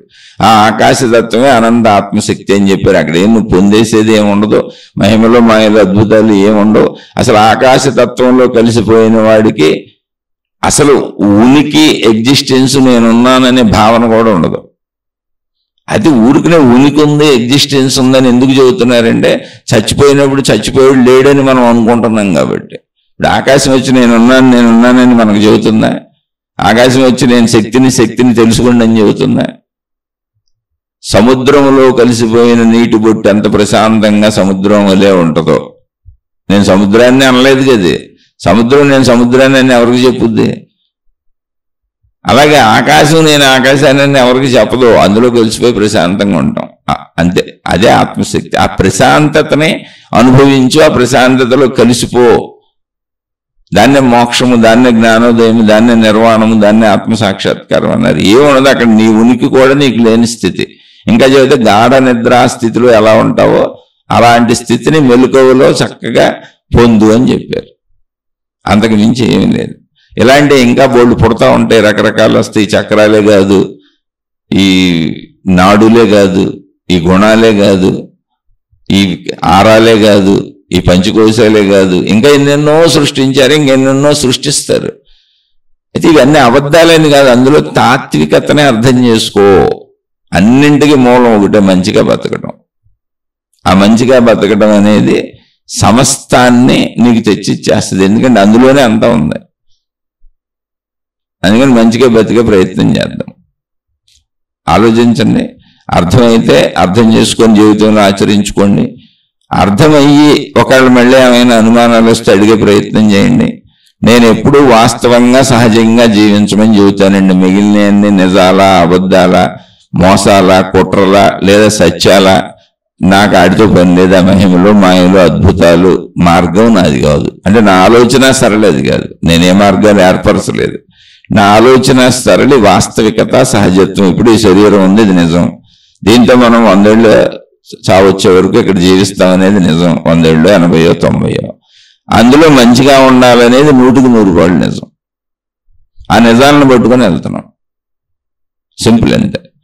అలాగే మనం వచ్చాం వెళ్తున్నాం అన్నప్పుడు మనం రాకముందు ఎక్కడ ఉన్నాం, వెళ్ళిపోయినాక ఎక్కడ ఉంటాం అనడానికి ఆధారంగా ఆకాశం ఒకటే కనబడుతుంది. ఇక్కడ మహాత్ములు ఇచ్చినటువంటి ఆత్మజ్ఞాన ప్రకారం ఆకాశం సాక్ష్యంగా ఉంది ఇక్కడ. కాబట్టి ఆ ఆకాశాన్ని శక్తి అనుకుని అందులో మనం కలిసిపోతున్నాం అనుకోవడంలో వచ్చిన తప్పేం లేదు. ఒక నిర్మల నిశ్చల సర్వవ్యాపక అనంత ఏకత్వ స్థితిలో ఉండిపోతున్నాం. విభిన్నత లేదు అక్కడ. ఉన్నానన్న భావన కూడా ఉండదు. అంతా నేనే అయినప్పుడు ఉన్నానన్న భావన కూడా ఉండదు. కాబట్టి ఎగ్జిస్టెన్స్ లేనటువంటి స్థితిని మోక్షము అంటే. ఎగ్జిస్టెన్స్ ఉంది అక్కడ, కానీ ఎగ్జిస్టెన్స్ నేనని చెప్పడానికి ఏం లేదు, చెప్పను. ఆ చెప్పేది కూడా లేదు. దాన్ని అర్థం చేసుకోవడం తప్ప ఇంకేం లేదు. అదొక నిర్మల నిశ్చల స్థితి. కావాలంటే పొందండి, లేదా మంచిగా బతికేయండి, ఎవరి నమ్మకాలు వాళ్ళే. ఇలా విషయం అర్థమయ్యి సందేహం వస్తే అడిగే ప్రయత్నం చేయండి. ఒకవేళ సందేహాలు ఏమి లేవు, చక్కగా ప్రశాంతంగా హాయిగా మీ జీవితం మీరు సాగించుకోండి. కాదు నువ్వు చెప్పింది నచ్చలేదు, అసలు నువ్వు సరిగ్గా చెప్పలేదు, ఈ గోల ఏంటి, ఈ గొడవ ఏంటి, నువ్వు నీకు తోచింది ఏదో చెబుతున్నావు అనిపిస్తే తప్పకుండా నన్ను క్షమించి వదిలేయండి. నేను అతి సామాన్యుడిని. మీకు నచ్చిన మార్గాలలో, మీరు నమ్మిన మార్గాలలో మీరు హాయిగా మీ మార్గాల్లో సాగిపోండి. ఏ మార్గమైనా మిమ్మల్ని చివరికి మంచిలోకి తీసుకొస్తుంది. నిజాయితీగా సాగేవాళ్ళు ఎట్నుంచి ప్రయత్నించినా మంచిలోకి వస్తారు. కాబట్టి హాయిగా మీ మార్గాల్లో మీరు సాగిపోండి. నన్ను క్షమించండి, నేను సామాన్య మానవుణ్ణి. అసలు అద్భుతాలు, మహిమలు, మాయలు అర్థం చేసుకునే అంత బుర్ర నాకు లేక నేను అటు వెళ్ళలేకపోయానేమో కూడా తెలియదు. అతి సామాన్యుడిని కూడా అయ్యి ఉండొచ్చు. అందువల్ల నేను చెప్పింది కరెక్ట్ అనేదాన్ని అసలు నేనే అంటలేదు. నేను చెప్పిన విషయాన్ని విని ఆలోచించి మంచి ఉంటే తీసుకోండి, చెడు ఉంటే వదిలేసేయండి. శుభమస్తు. మీకు మీ కుటుంబ సభ్యులకు మేలు చేకూరుగాక. మరలా మరొక కొత్త శీర్షికతో కలుసుకుందాం.